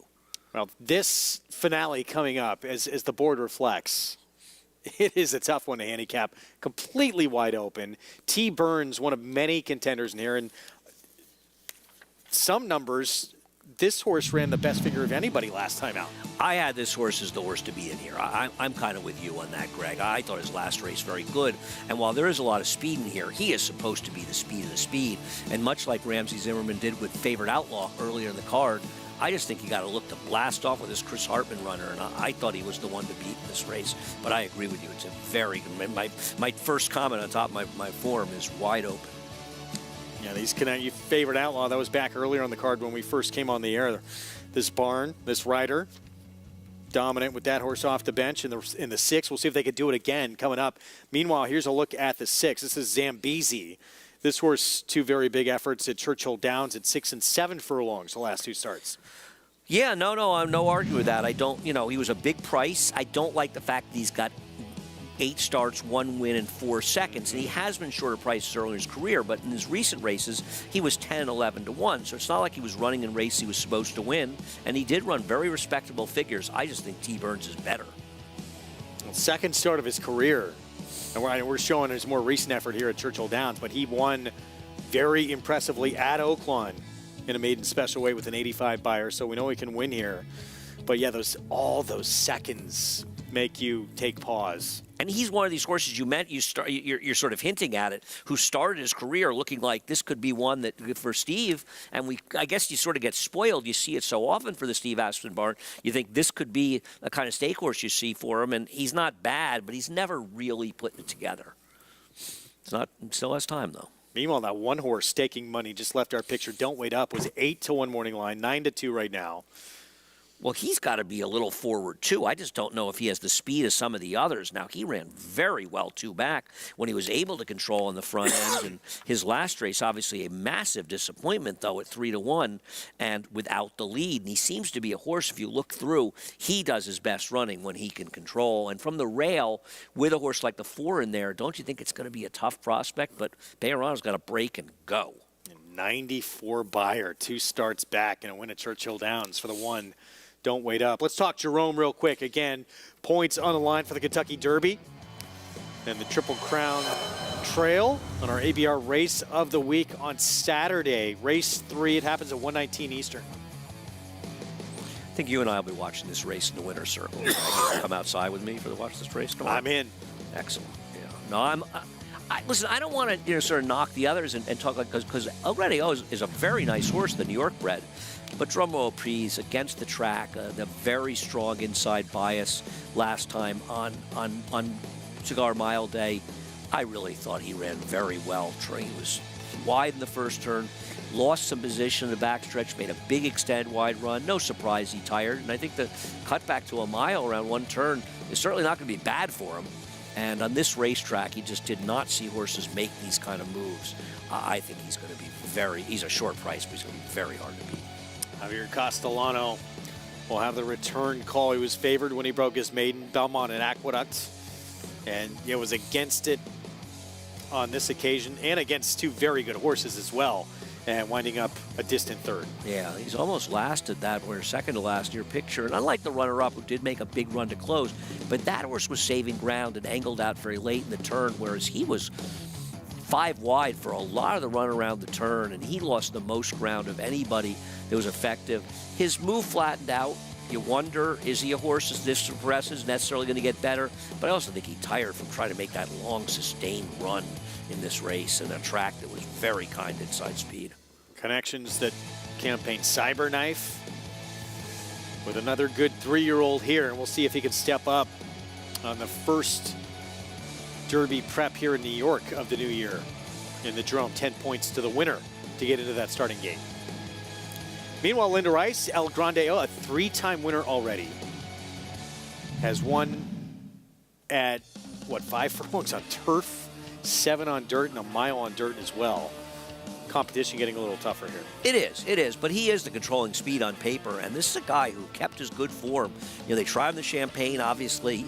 That was a difficult spot, but then they came back in this race, the Sleepy Hollow, and he was able to be dominant here going the mile, and they're going to have to catch him on the front end. He's no slouch. I just think the other horse might be a little better, but I don't take this horse lightly, Greg. He's a nice horse. They're going to be send on the mind. Kender Carmouche will be aboard. Soxa Barry Schwartz. So we look forward to that. We're going to have a recap of it on our show. It happens before we come on the air on our Saturday coverage, but we'll bring you everything that happens in that Jerome on the road to the Triple Crown Trail as we get back to today's action. Going to close things out at Oaklawn. Here in this ninth, post-parade here coming up. And we'll start here in a moment with Don't Wait Up. It has remained sloppy all afternoon. Paulie seems to get some rough weather going to Oaklawn today. It's supposed to warm up a little next week. But hopefully this is the only weather. I think this is the only rain expected, so it should dry out and be a fast track this weekend. So I like the 4 here. I'm going to use him with Paulie's horse, the 11, and out of absolute respect for Paulie's opinion, and I do respect Paulie's opinion a great deal.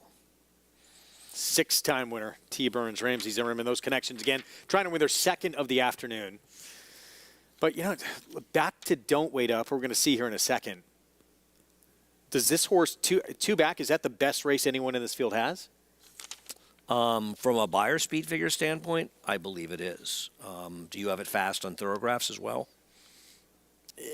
I have that T. Burns race extremely fast, thoroughgraphed. Yeah, Time From US loves his last race. They have him running some fast race. I like him in here. I'm surprised he's price. B. Sud went by 12-1. Here's Cold as Hell. Yeah, he's going to have to improve for Wayne Lucas, but he's not. It's not completely non-contentious. Very quick early too. Yeah. T. Burns, here he is at 5-1. Generous price. Can he clear? Rider change on the 5 icing. Sean is riding this horse. Another with speed, but not this kind of speed. Keith Asmussen riding for Dad on Zambezi. Missed by a head last start. Listen, he's a horse that's run fast enough to be competitive here. He's a fair price, 5-1. Cipriano Contreras, Huntsville at 23-1. Yeah, he's going to have to improve. Here's the 8 Excel. This horse has put together back-to-back pretty good efforts. Might move forward. Huge price. Yeah, he's got that huge fast race going 4 back. He just hasn't been running particularly well lately. Yeah, that's the race that I have as the fast, or Thoroughgraph has the fastest of anybody in here. That was back in May. That was a fast race. Faithful Ruler went by. Here's the 11 Gun Flash, who Paulie likes for Carl Broberg. No, I respect Paulie, and one thing he should get is some pace to close into. He's going to need it, though. And 6-1 outside, Eternally Grateful with Francisco Arrieta for Scott Becker. Yeah, he ran respectfully at 26-1. He's taking an awful lot of money here, isn't he? He's going to have to run. I didn't like him. Minute to post coming up. Let's go back to Paul. Well, this is a difficult race, obviously, and I was just banking there is going to be a lot of speed. I'm with Andy, though. You know, T-Burns is probably the quick of the quick in here, and Ramsey Zimmerman is one of those guys where it does not matter. He's going to get to the front. It doesn't matter how fast he's going to go. So I do think T-Burns will cut out the fractions, and they might be really, really fast in here. When you look at some of the other horses in here, I do think Zambezi, the 6, has got a big shot. How far back will he be?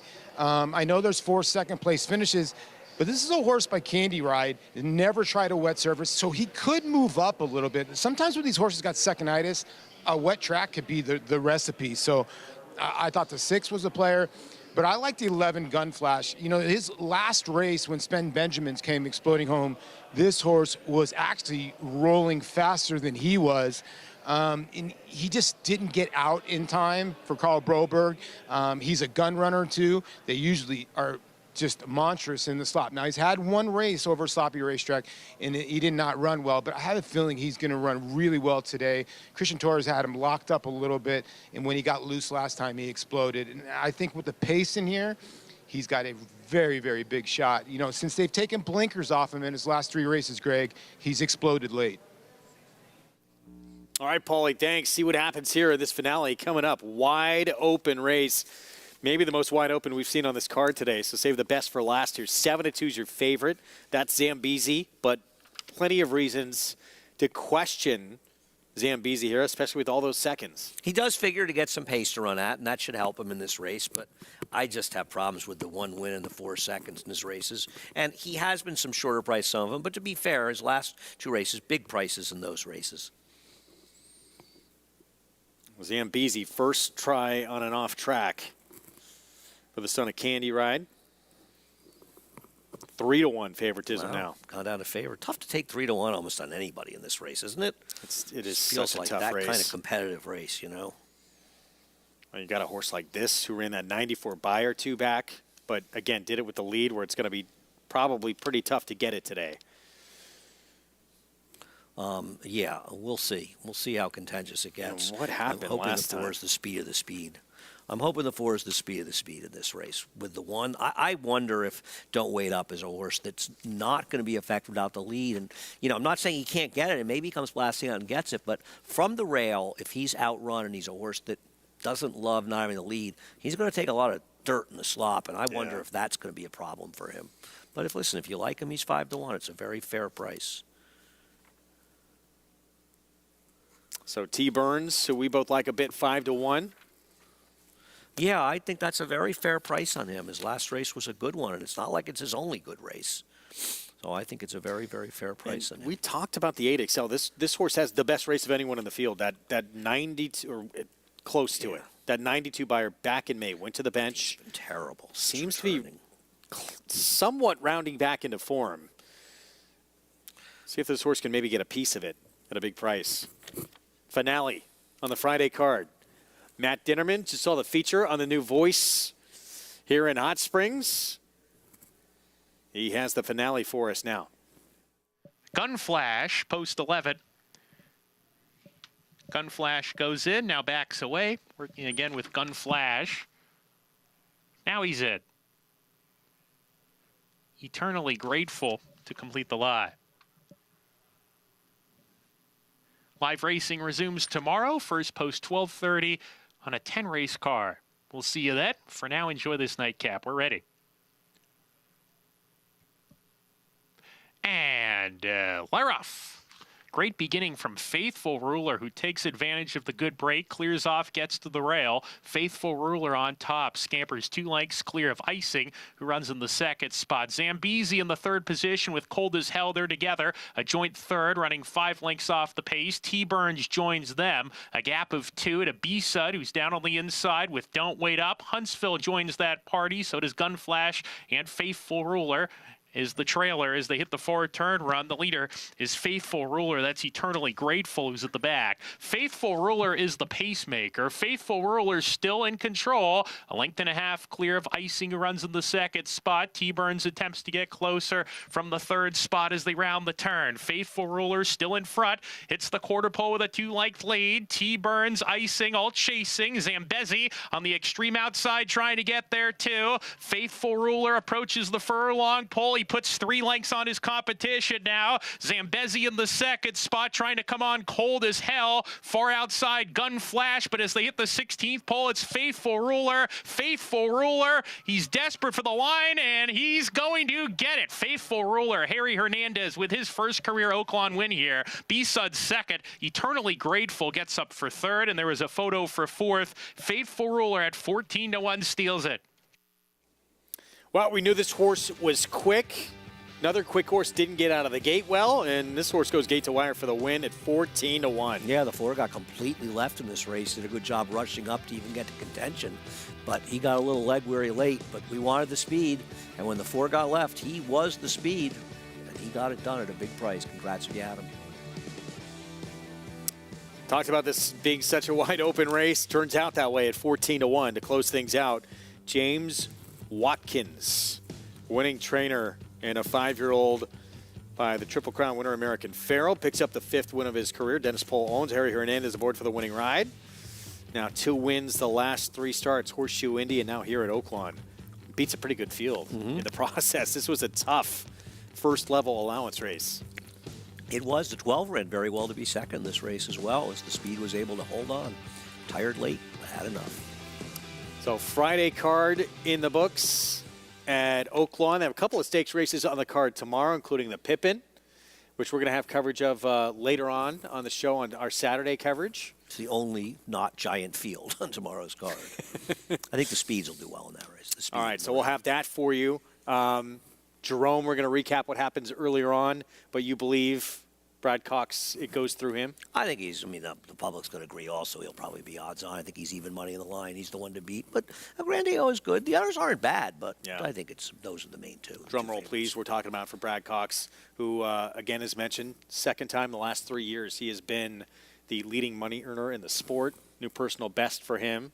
12 grade 1s as well. Yeah. No, he's the favorite to get the Eclipse over Chad Brown and Bill Mott.